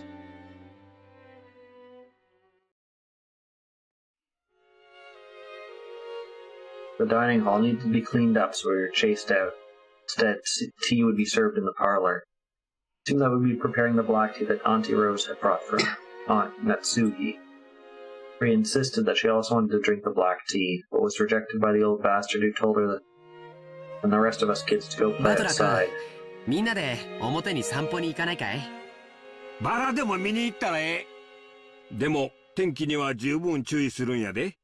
空はまだ明るいが、天気予報はふるふると繰り返しちょる。マリアは海がいい、海がいい。あら素敵じゃない。砂浜で遊ぶなんて普段はなかなかできないものね。そっか。よし、じゃあみんなで浜辺でも行こうぜ。行こう行こう。マリア、服を濡らさないようにするのよ。靴もよ。濡らさない。素直で可愛い。バトラ君、マリアちゃんの面倒ちゃんと見てあげてね。おうよ、任せろ。ほう、お前もキリエに頼まれると素直で可愛いじゃねえか。たまには俺の言うことも素直に聞いてみろよ。へっ、まっぴらごめんだぜ。行こうぜ、みんな。The children flew out of the parlor. They were replaced by Genjis pushing a cart and prepared the black tea. The parlor was filled with a sublime aroma which entertained everyone while they waited to appease their thirst. ルドルフのところは家族仲がいいじゃないか。良いことだ。よせよ。兄貴のところには負けるぜ。そうよ、ジェシカちゃん。本当に可愛らしく育ったじゃない。これも夏日姉さんの教育の賜物ね。どうも。Mitsuki answered coldly that the conversation halted and the parlor became silent. Possibly because he couldn't stand it anymore, Hideyoshi broke the silence, performing an exaggerated gesture. しかし、成長は早いもんやで。いつまでも子供だと思っとったが、図体はみるみるでかくなり、いつの間にか大人の仲間入りや。バトラ君なんか見違えたで。体は大きくなりましたけど、まだ子供です。うちの主人も未だに子供ですけれど。子供と大人の境ってどこなのかしらね。私未だに大人になったって自覚が持てない。情けないじゃないか。一児の母の言うことではない。そうね、私たちももう子供じゃない。大人同士よ。だから感情的にならず知的な会話をしたいわね。Eva smiled with sharp sarcasm. Everything seemed to get more tense. Like the smell of tea that had been prepared so carefully just flew out the 知的 window. な会話なら昔からいつも心がけているじゃないか。お前の嫌味は時に的を外している。昔から変わらない。昔からいつもですって。あらあら、その言葉をきれいに放送して何十年か前のこの部屋に届けてあげたいわね。ねえ、ローザ。Rosa smiled with a vague expression. Whether she agreed or disagreed, she knew that she would earn the displeasure of either her brother or her sister. A bit of worldly wisdom she had needed to learn as the youngest sibling. よせよ、姉貴。ガキどもがいない間に本題に入ろうじゃねえか。それこそ知的な話よ。As Rudolph glanced over the faces of all present, some let a slight sigh and some let a small look of resignation cross their face. This was the unavoidable true agenda. 去年の時点で余命3ヶ月だったんだ。ってことは、すでにマイナス9ヶ月ってことじゃねえか。いつお迎えが慌ててすっ飛んでくるかもわからねえ状態ってことだぜ。当主様は今でも健在でおられます。このような不穏当な話を日も明るいうちからなさろうとするなど。だがな、夏日さん。こういうしょっぱい話はいざことがあってからじゃ遅いんや。今が元気だからこそ余裕あるうちにしとくもんなんやで。これも財産のエチケットみたいなもんや。諸君の関心は親父殿のようじゃないか。南條先生、あなたから説明してくださいませんか。彼らもそれをお望みらしい。Nanjo, standing by the window and staring out at the rose garden, let out a single cough and he realized that he was 南 being 條 called. 先生、お父様の具合はどんな感じなんですか？まずはじめに私が去年申し上げました余命3ヶ月という言葉が一人歩きをしているようですので。言われずともわかるわ。余命というのはあくまでも見込みであって約束ではないとおっしゃられるのよね。さようです。ですから皆さんからたびたびお尋ねを受けますが、人の命は体と心に支えられております。体が弱れば危うくもなりますが、それを補う心の強さがあれば小康状態を維持することもあるのです。体はともかくお心はまだしっかりしていて意気健康でいらっしゃれるという。キリエ、すまんがしばらく黙っててくれ。ごめんなさい。さようです。金蔵さんの体はすっかり病魔に蝕まれております。ましてやあのような強いお酒をたしなまれ続けては。崖っぷちなのも酒のせい、ながらえてるのも酒のせいか。酒豪の親父らしいね。それで先生、もちろん見込みで結構なんですけども、お父様来年の今日まではさすがにどうかしら？当主様に対してあまりに無礼な質問です。So he jumped on Eva, unable to hide her astonished expression. In response, Eva returned a defiant look, but Hideyoshi noticed and tried to smooth things over with a forced smile. 夏さん、カニーナ。エヴァ、お前も少し言葉を選ばんか。ごめんなさい。お父様の容体が気になって仕方なかったもん。そうですか。それは気づきませんでした。南條先生、聞かせてやってください。父親の寿命を気遣う娘の麗しい家族愛じゃないですか。Brooks laughed sarcastically, and Eva, smiling sweetly, returned an identical chuckle. 来年までお元気かという質問、医者の私としてはとても難しい。この小康状態がまだしばらくは続くようにも思いますし、何らかの発作が来れば、その時にはどうしようもないかもしれません。何しろ六軒島は孤島です。すぐに救急車が飛んでこれるわけではありません。本来ならば本土のしかるべき大病院に入院していただきたいところなのですが、親父殿は高尚な研究を中断されたくないと仰せだ。去年無理に連れ出そうとしたのがあだになったらしい。外へ出れば病院に閉じ込められてしまうのではないかとひどくお疑いになられていてな。すっかりこのざまなのだよ。南條先生の診察は受けておられるの？親父殿は南條先生には心を許しておられる。機嫌が良ければ診察も受けられるようだがね。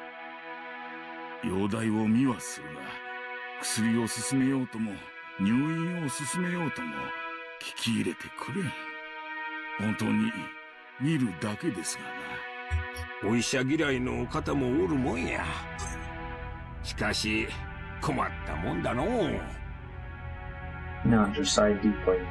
The purpose of an examination was to determine what medical treatment was appropriate. Receiving an examination and not following the advice given made by the whole thing was pointless. つまりおさらいすると、相変わらず余命は3ヶ月。瀕死のまま。あとどれだけ長らえるか見当もつかねえってことだ。ルドルフさん、言葉を少し慎まれてはいかがですか？ああ、すまんね。昔からこういう口の利き勘弁してくれ。南條先生のご意見は分かりました。クラウス兄さんから見てどうなの？実を言うと南條先生とは異なる意見だね。とても余命3ヶ月の重病人とは思えないというのが本心だ。怒鳴り声は相変わらず健在で、いつぶん殴られるかとヒヤヒヤしっぱなしだよ。長男にだけ親父の世話を押し付けるのは実にフェアではないね。来世では俺より後に生まれろよ。さて、話を戻そうぜ。そんなわけで、公正中立なお医者の先生の見解じゃ、いつお隠れになっちまってもおかしく、兄貴には悪いが、ここは専門家の意見を採用させてもらうぜ。となりゃ、決して親父の財産を話し合うことは、時期尚早ではないってことさ。お父様の個人資産は、おそらく数百億にも届くでしょうね。We're talking hundreds of millions of dollars. でもそれは、綺麗な現金で揃ってるわけじゃないわ。お誕生会のケーキみたいに、綺麗にナイフが入ってカットできるほど単純じゃないでしょ？姉貴の例えは面白いな。そうさ。ケーキの上には、イチゴやらチョコの家やらが乗ってて、綺麗に等分するのが難しいことだってあるだろう。それを加味して、どういう風にナイフを入れるのか、先に相談しておくのは大切なことだと思うぜ。それを、当主様が存命のうちからさも他界なされたかのように声高に議論される皆さんの気が知れ。あら、必要な話よ。だって遺産相続はその時点で直ちに行われなきゃならないものよ。ましてや栄光ある後宮家の財産は莫大。事前に入念な相談が必要なことはお分かりでしょうが、当家の資産はあなたのご実家とは大違いなんだか。失礼な。私の実家は関係ありません。As Natsuki resentfully responded in a low voice, the already dark atmosphere grew even more 予算 hostile. 買えば。夏日さん、堪忍な。口が悪いのは許したってな。Miyoshi tried to smooth things over by glancing at both with a forced smile, but only resulted in making the hostility between Eva and Natsuki even more intense. これ以上はお邪魔なようですな。失礼させていただきます。Hanjo rose from his seat and exited the parlor. It may have well been a normal act of courtesy expected of an outsider. Even so, his back was watched by several glances envious of his ability to escape. After the doctor had exited and his footsteps had disappeared into the distance, Kraus recrossed his つま legs. りお前たちの言い分はこうかね。親父殿の余命は短い。遺産分配について早急かつ具体的な協議に入りたい。何を焦っているのかね。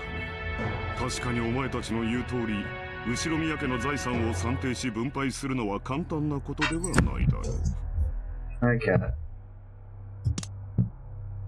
なれば、じっくりと算定すべきじゃないのかね。お前たちは今晩のうちにもケーキを切り分けたいと焦っているように見える。そうだろう？ロー、何を焦ることがあるのかね。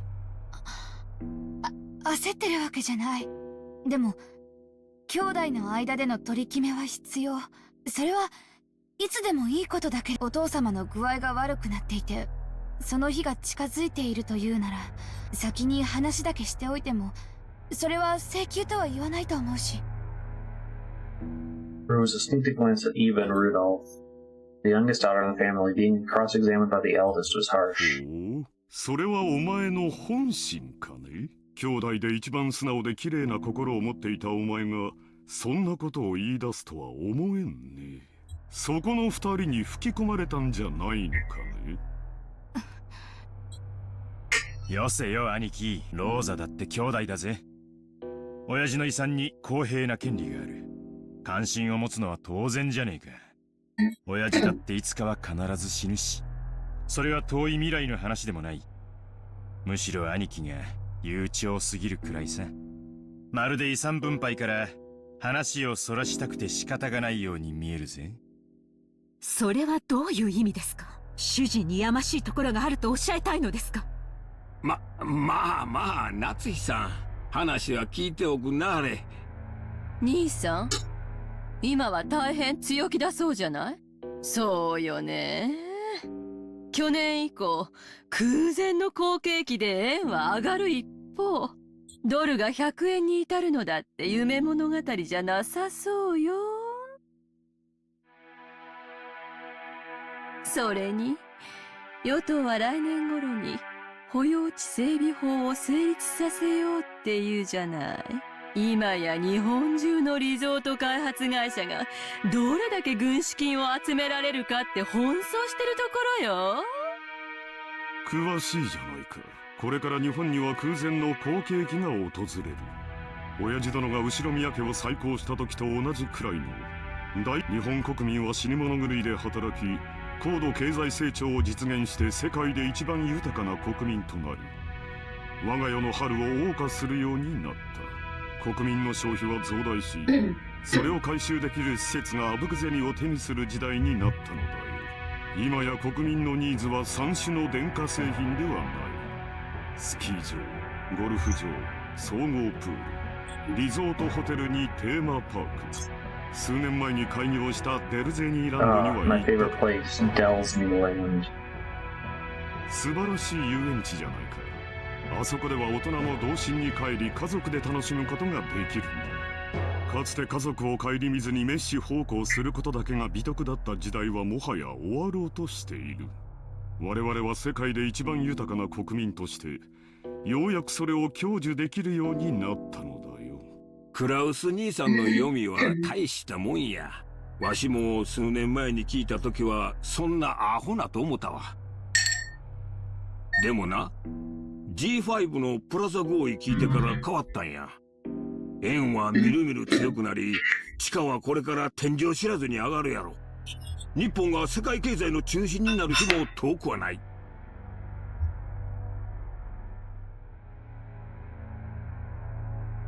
兄さんは時代を見る目のあるお人や。それだけは間違いないで。秀吉兄さんに同じだ。兄貴は10年越しで時代を読めてるよ。その嗅覚は親父譲りだろうな。大したもんだぜ。だが親父と違ってちょいと見通しのタイミングを読み違っちまったところはある。兄さんは必ず日本が好景気を迎えると信じてあちこちにリゾート計画を起こし、兄さんの読み通りの時代は確かに訪れつつ早すぎたのよ。そして焦って清算して結局は傷口を広げたわ。本当に嗅覚が当てになって好景気が訪れることを読めていたなら清算するわけない。これって兄さんが自分で自分の才能を信じてない証拠じゃない。失礼な。主人を侮辱するつもりですか？ I don't think they're trying. I think they're just flat out doing it. Mitsui's forehead creased as she rose from the sofa. Eva, paying this no heed, stared at Kraus with a confident smile. Kraus, who also maintained his confident appearance, told Natsui to sit down. よさないか、夏日。昔からこういう言い方しかできないやつだ。少し落ち着きなさい。また頭痛に触る。兄さんに才能がない証拠は、だって兄さん、この島をリゾート化するって張り切ってた素敵なリゾートホテルも建てて、私は素人だから分かりかねるけど。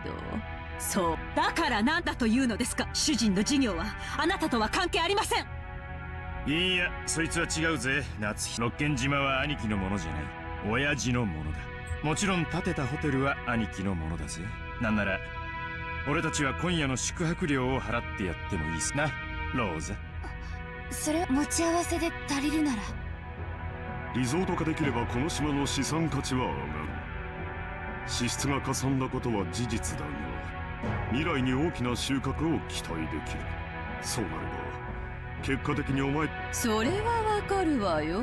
この島の価値が上がればそれを遺産分配する時の私たちの、もちろん島や屋敷を4分の1ずつ切り取れとは言わない。それを算定したお金で解決してくれればいいだけの話よ。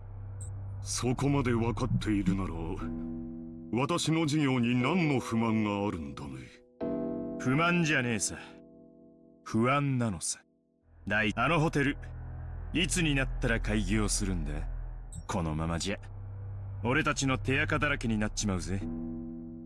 そうよ、大切な商売道具でしょ。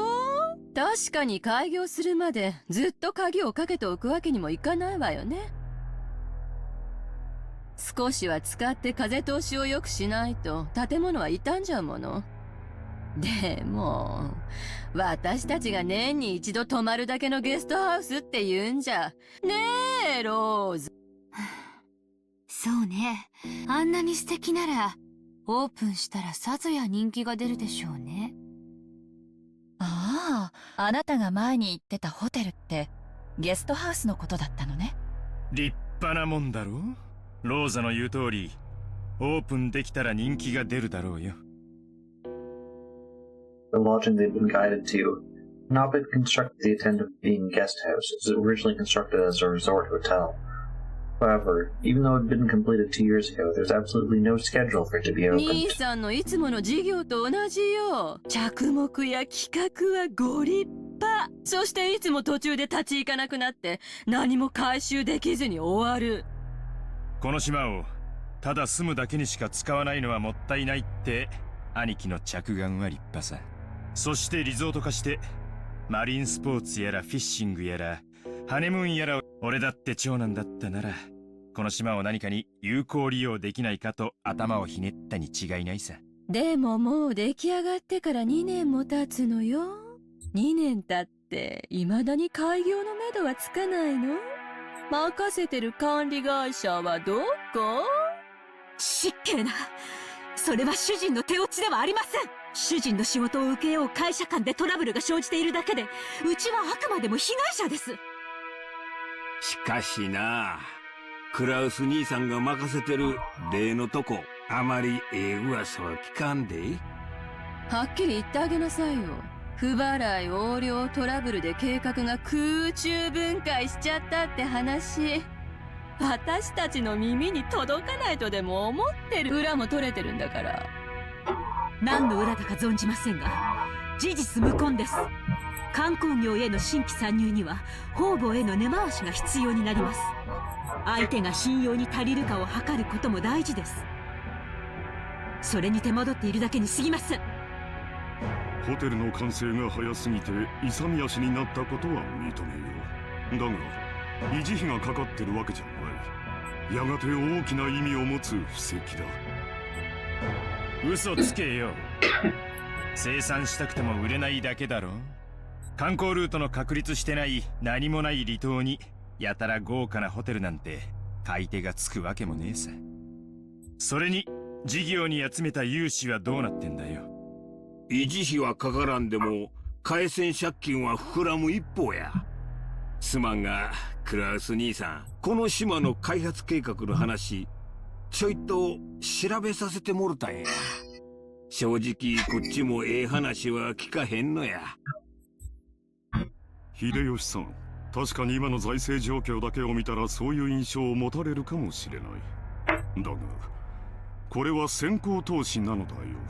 その読みを誤り、これまでに多くの負債を生んでしまったことは認めざるを得ない。だがようやく時代が私に追いついた。これまでに失った分はすぐに取り戻せる。いや、それどころかこれまでの投資だってやがては私の元に戻ってくる。そう例えるなら、放った稚魚が鮭となり肥えて帰ってくるようにね。それは認めるで。これからリゾート業界は空前の好景気を迎えるやろ。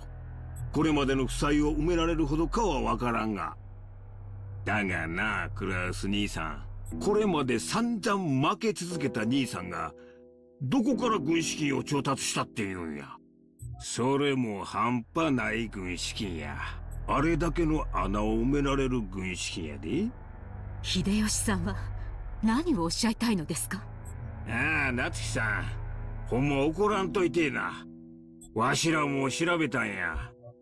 これまで負け戦続きのクラウス兄さんに最近の強気な莫大投資を支えられるほどの融資を誰ができたんか調べたんや。結果いねえんだよ、そんな後ろ盾は。弱り目と逆に張るのがマネールーレットの鉄則だ。兄貴はこの界隈じゃちょいと知られた弱り目さ。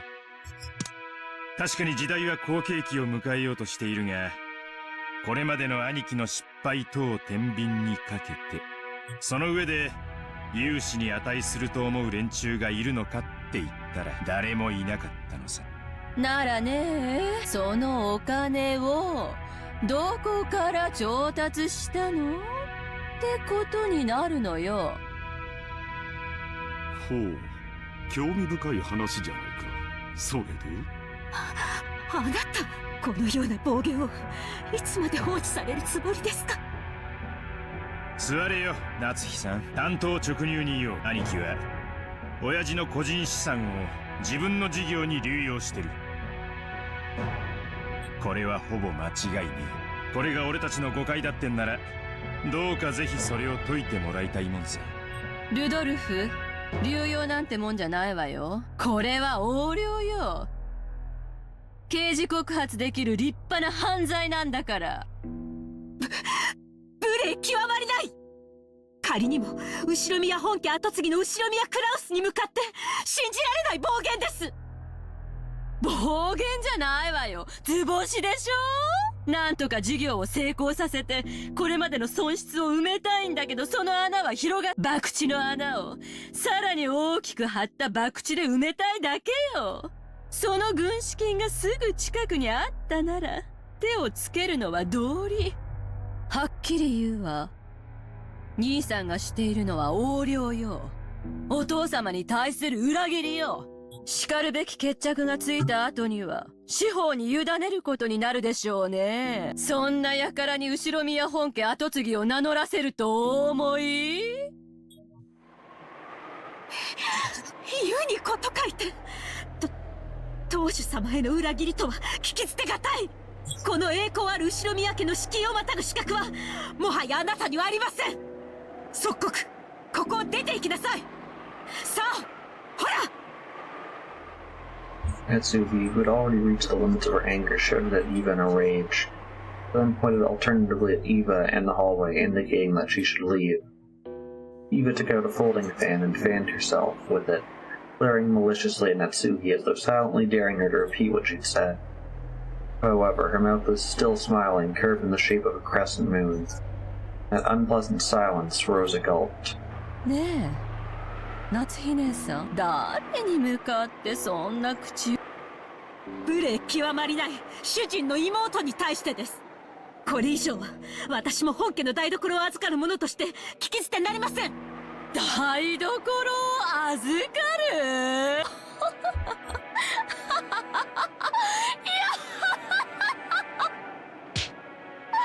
黙るがいい、この名ばかり女房が。Eva folded the fan with a snap and rose powerfully. Compared to the elegance and playful behavior she'd been showing until just now, she was unimaginably aggressive. バカバカしい、お前が下がりなさい。この後宮エヴァに当主様の左肩を許されている後宮家序列第3位のこのエヴァに下がれと。身の程を知りなさい。そしてお前のそのみすぼらしい姿を鏡に映してみるがいい。お前の服のどこに翼が、どこに片翼のわしが許されているのか。貴様だな、後宮家の跡継ぎを残すためだけの存在じゃないの。身の程をわきまえるがいい、このゲス女が。While Eva's face grimaced unattractively, her words pierced Natsuki's heart like claws and painfully twisted in. There were 100 ways Natsuki wanted to respond. However, her anger and sorrow crushed her throat, and not one of them managed to make it to her mouth. The anger which had lost any place to go became a single hot tear which slowly dripped down. 何か言い返したいなら、ほーら。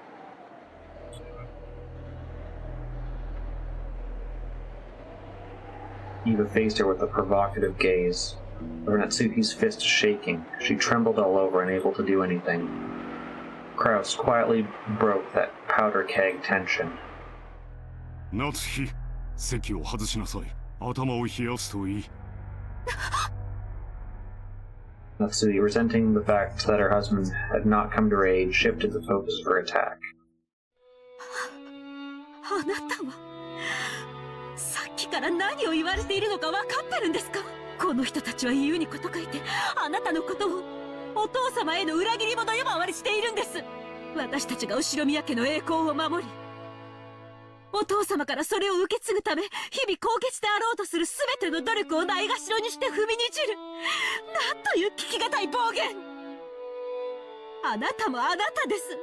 どうして言い返さないんですか？あなたが言い返さないから私が言い返しているのに、さっきからあなたは私に任せっきりで、その私に頭を冷やして来いなんて言うんですか？いつも私ばかり、私はいつも真剣にこの家のことを考えているのに。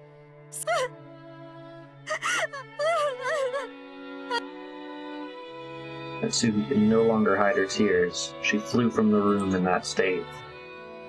After that, all that remained was a somewhat embarrassed mood about the parlor.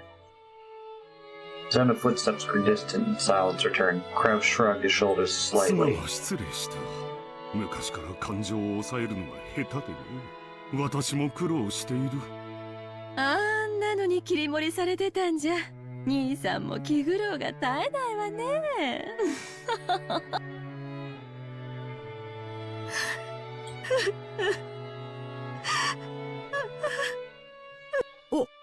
奥様。何でもあります。下がりなさい。Natsuki flew into her room and bent over the bed, wailing. His heart-wrenching sobs reached Kumasawa in the hallway. おいたわしや奥様。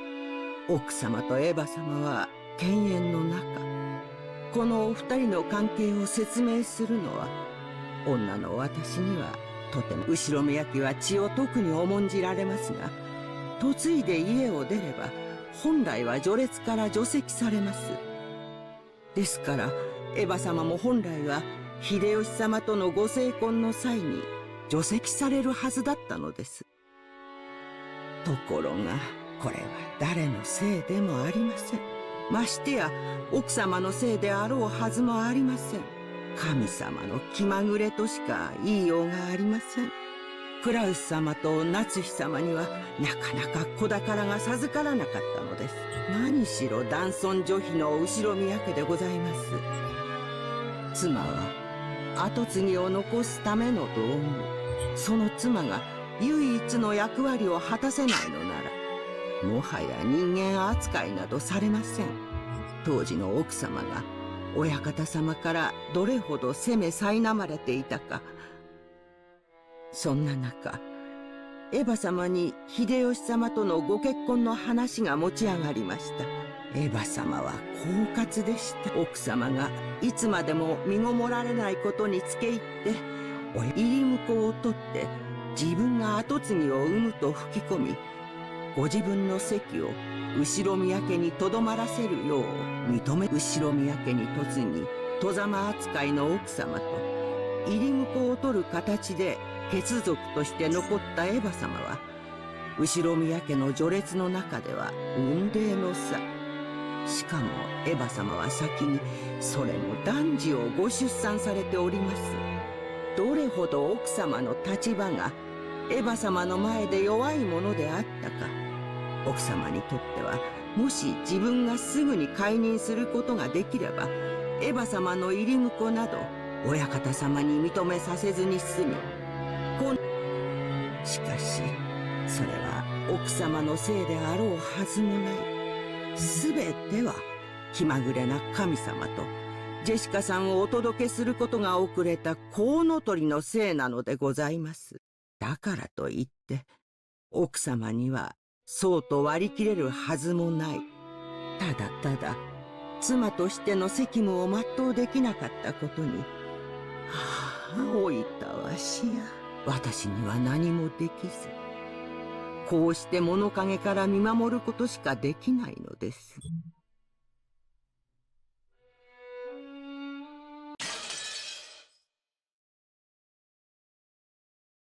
Alright, are we cutting? So we went back half an hour. I'm guessing we're cutting to the kids now. We crossed the hall again on our way to the entrance. We once again saw that witch's portrait. However, the word saw is probably not the best word to describe that experience.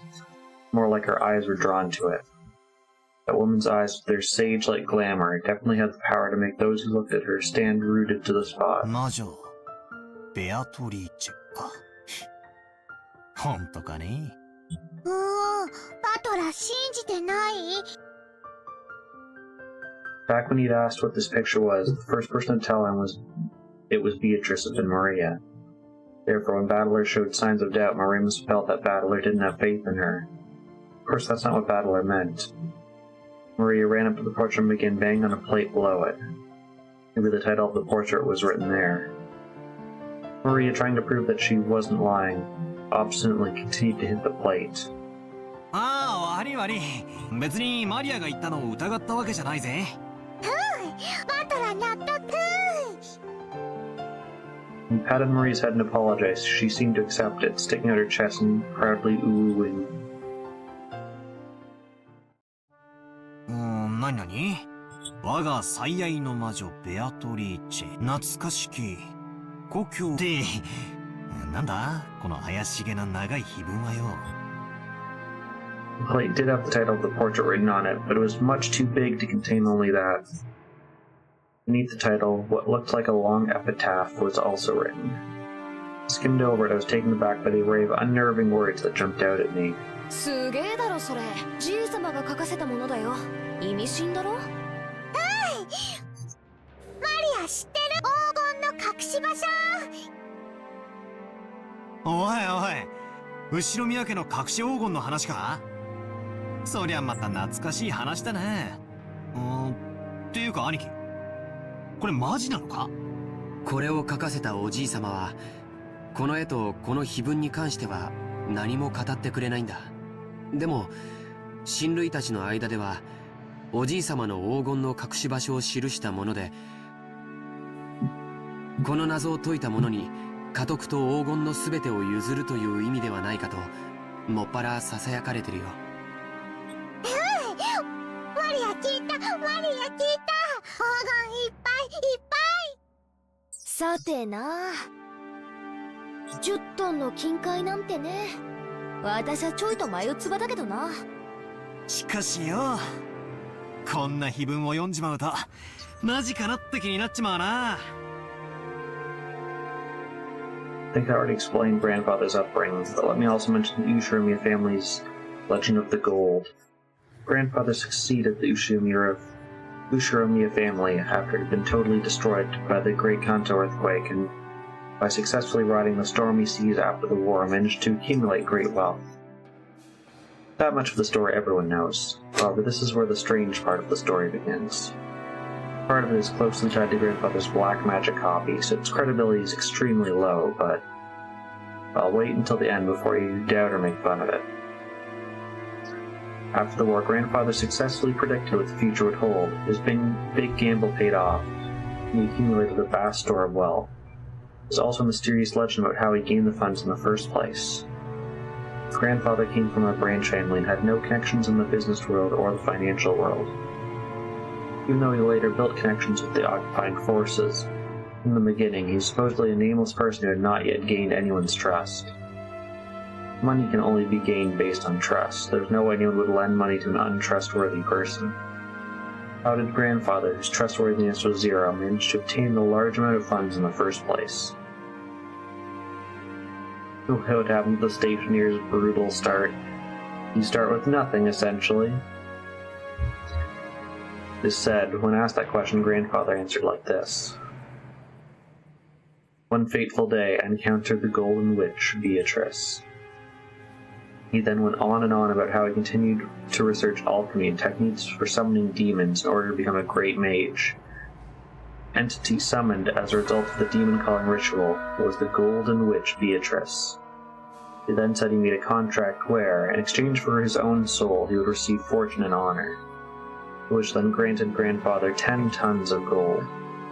Grandfather used this gold as collateral to prepare a vast quantity of funds, and used that to multiply his wealth by several times and revive the Ushiromiya family. It seemed that the story is so old that our parents had already been told it when they were still children. Our parents, when they were little, explored the island in various ways, believing that the gold that grandfather received from the witch might be hidden somewhere. However, since there was the danger of them getting lost in the abandoned forest, grandmother and so on began to spread the word that the witch lived in the forest and approaching it was too dangerous. そんな話があったな。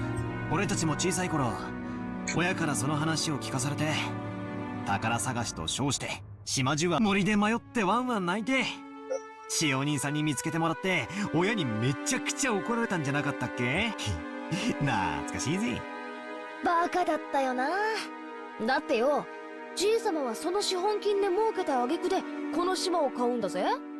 この島に来る前から黄金を持ってたってことになるじゃん。この島にあるわけがないぜ。そうとも限らないよ。その黄金が元からこの島に隠されていて、それを確実に自分のものにするためにこの島を丸々買い取ったとかね。何しろ10トンもあるんだもん。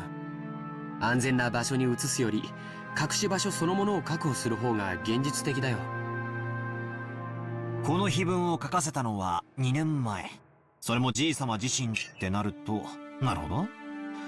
黄金伝説も信憑性が増してくるじゃねえか。じいさまが後宮家復興の資本金にしたという魔女に授けられた黄金が10トン。そいつがどこかに今も眠っていて、じいさまはこの謎を解けたやつに全部を譲ろうって。へえ、じいさまらしいセンスというか、へへ、マジならなんとも景気のいい話だぜ。The epitaph carved into the plate was very mysterious, something like a poem or a song. Its sentences were incredibly disturbing, filled with the signs of grandfather's black magic hobby, and truly in bad taste. But it could definitely be viewed as a puzzle, which if solved would lead to the place where the gold was hidden. そういうつもりなのかどうか、おじい様の胸中は想像もつかないけどね。一つ言えるのは、このうさんくさい碑文を、おじい様は一族全員に告示するかのようにここに掲示したこと。そして、黄金の存在はほのめかしながらも、未だにその隠し場所について一切触れないこと。そこから、親たちが想像を膨らませて、おじい様の知恵比べに違いないって言い出した。欲の皮が突っ張ってるうちの親父あたりだろうぜ。こんな弱いことを真に受けてるなんてよ。じい様の黒魔術趣味はバカにしてるくせに、この隠し黄金の話だけは信じてやがる。調子のいい話さ。確かに現実的な話じゃないよね。当時無名で何のコネクションもなかったおじい様に無償で莫大な金塊を融資する人物なんているわけがない。それがいたからこそ、おじい様はそのスポンサーを魔女と呼んだというなら考えられない話じゃないけど。でもよ、10トンだぜ、10トン。一体現金に直したらいくらくらいになるんだっていうか、とんでもない量だよ。人類が有史以来発掘した黄金はせいぜい10万トンって言われてる。人類の歴史が手にした黄金の1万分の1を個人が手にしてるっていうのはとてつもないことだよ。それが一箇所にあり、しかもそれをおじい様にポンと貸し出せるような魔女。ただものじゃないね。私はよ、その10トンって数字ももはや嘘。第一よ、じい様以外に見たやつはいないんだろ。仮に気前のいい魔女が実在して黄金を貸したとしても、それは10は10でも10キロぐらいの間違いじゃねえのか。10キロでも相当いい金額になるはずだぜ。おー、10キロの黄金って。Maria couldn't keep up and felt like she was spoken to in reals. Finally found a place where she could ask us a question. Question which I also wanted to ask right then. Whether I hear 10 kilos or 10 tons, I know it's an incredible amount, but I couldn't put a number on exactly how incredible. Toward the end, he folded his arms and tried to remember the market price of gold. さあ、金も相場の影響を受けるから何とも言えないし、換金に手数料もかかるし。ただ、希少金属であることは間違いなくて、このまま採掘が進めば、人類はあと半世紀ほどで全てを掘り尽くしてしまうんじゃないかって憶測もある。デタラメに言って1キロあたり200万円程度の価値はあるんじゃないかと思うね。ひゅー、私よ、10キロ、それでも2000万円の価値があるってことになるじゃねえかよ。おー、マリア体重28キロ。ということは、マリアちゃんと同じ重さの黄金ならその価値は5000万円を超えるって計算になるね。そりゃたまげるな。10トンならいくらだ？ 10 キロで2000万が1000倍だから、はあ、200億円か。こりゃたま。 How much is 20 billion yen actually worth? We'd have to measure it by putting it in terms we could understand. And they see that wages over a lifetime are 200 million yen. You grow up and work like crazy, sacrificing your life for your company, and as you approach old age are finally freed. All that together, including the retirement money, comes out at 200 million yen. In other words, that is the cash equivalent of a human's life. You can call it a price of a life. We're talking about a sum so enormous it would require 100 of those lives. To me, worked for 40 years from the age of 20 to 60, it's equal to 40 to 4,000 years of work wages. The sum of money you could finally accumulate after working every day starting from the Jomon period. 200億円ってすごい？ああ、すげえよ。マリアの大好きなショートケーキだったら、多分一生かかっても食い切れないくらい買えるぜ。でも、200億円という現金ならいざ知れず、それと同等の金塊がひとところにあるなんて、とても現実的とは思えないね。さっきも言った通り、黄金は非常に重くて、財産をまとめておくにはちょっと便利とは思えないよ。ものすごい額面の有価証券とか、ものすごく価値のある宝石とか、そういうものなら考えられなくもないけれど、戦時中の混乱期に自分の資産を持ち運べるよう全て宝石などに変えた人たちがいたのは有名な話だからね。でも黄金で資産を備蓄したというのはなかなか聞かない。確かに重いけどよ、国際的に一番信用されてて価値も安定してるし、証券とかだったら国が滅びちまったら紙切れになっちまうわけだし。そういう考え方もあるね。でも 10kg のインゴット一つでも体感重量は相当のものだよ。聞いたことない？ 50kg の人間は背負えても 50kg の俵は担げないって。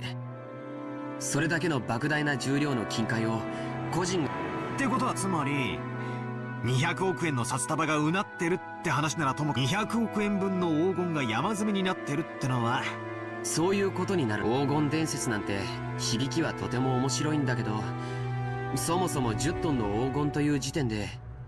そうやってリズムで考えるとみるみる嘘くさくなっていくぜ。夢のない話さ。でもそこは何しろ親切なお金持ちからの融資を大げさに吹聴して魔女から授かった10トンの黄金10トンという数字も象徴的な感じがするしね。つまり借りた金のありがたさは10トンの黄金。じいさまに大金持ちの勇敢マダムが気前よく恵んでくれて、その後夫人を魔女と呼んだ。Just because the example isn't bad. Someone was generous enough to lend a huge sum of money to grandfather when his trustworthiness was still zero. She would definitely be someone worthy of being called a witch. Furthermore, grandfather later used that money to build a vast amount of wealth. Such incredible ability to judge people, again, she might as well have been fittingly called a witch. Also, since she went to the trouble of lending all that money, she would have enthusiastically guided how it was spent. Come to think of it, the idea of getting involved with the occupying forces and profit from the Korean War might have come from the witch as well. You've already failed. All that considered, seeing that he received wealth and honor from a witch would actually be a fair description. なるほどな。ってことはつまりこの魔女様は後宮家復興のための資金を恵んでくださった復興の大恩人ってわけだ。となりゃじい様が感謝の気持ちを込めてこんだけでかい絵を描かせて掲げさせたってのも、なるほど、おかしい話じゃないのかもな。ひょっとするとよ、当の本人は見るからに魔女っぽいばあさんだったかもしれないぜ。それをじい様が美化してこんな美人に描いてくれたってのは考えられる話さ。Oh no.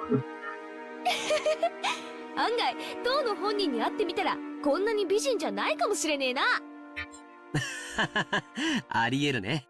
ベアトリーチェって名前はいかにも洋風だけど、僕たち一族の名前がみんなこのベアトリーチェって名前も日本人名を無理やり洋風にアレンジしたものなのかもしれないよ。なるほどなるほど。この美人は絵の中にしかいないってわけだな。それじゃあ立派そうな胸は揉めそうにないぜ。鼻っから魔女なんておかしいんだよな。そんなのが地球上のどこにいるってんだ。So I laughed and made fun of the witch and attempted to differentiate myself from the kid I was 6 years ago. I was afraid of the witch in the forest. Maria tugged on my sleeve. The strength with which she did so displayed a little annoyance. なんだよ、マリア。ベアトリーチェはいる。Maria stared up at me. She had on her usual sour look, but I could tell she was angry because of the color of her eyes.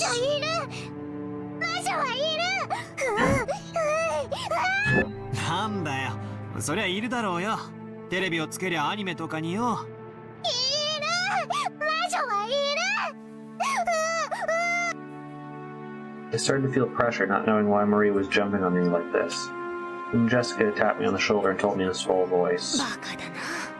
子供の夢打ち砕いてんじゃねえぜ。マリアは魔女とかベアトリージェとかが確かに存在するって確かマリアちゃんは学校の文集に将来なりたいものは魔女って書いたんだっけ？ Marie then nodded seriously. Tears started to run from the corner of her eyes. I see. The girl wants to become a witch in the future. This Beatrice is proof that witches do exist in the world. Someone who she admires and strives to be like.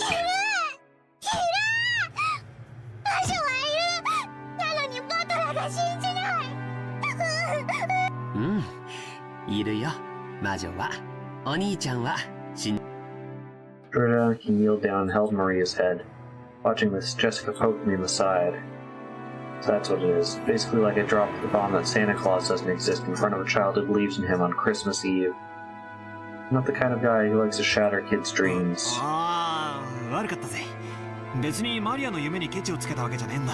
ベアトリーチェはいるよな。今もこの島の森の中に住んでいて、夜な夜なこの屋敷で何をやってるのか覗き見しに来るんだろ。だから森には入っちゃいけない。夜はいつまでも暗い森を眺めていてはいけない。森の魔女ベアトリーチェに見つかってしまうかもしれないから。バサマがそう言ってたんだもんな。本当にバトラは。おお、信じる。ケチをつけて悪かった。ほら、仲直りしようぜ。I stuck up my hand and Marie grabbed it with her tiny hand and we made up. Marie didn't grumble any more than that, so Aniki and Jessica were relieved. あら、皆様ここにいらっしゃられたんですか。But I think that feels like a good place to stop for tonight.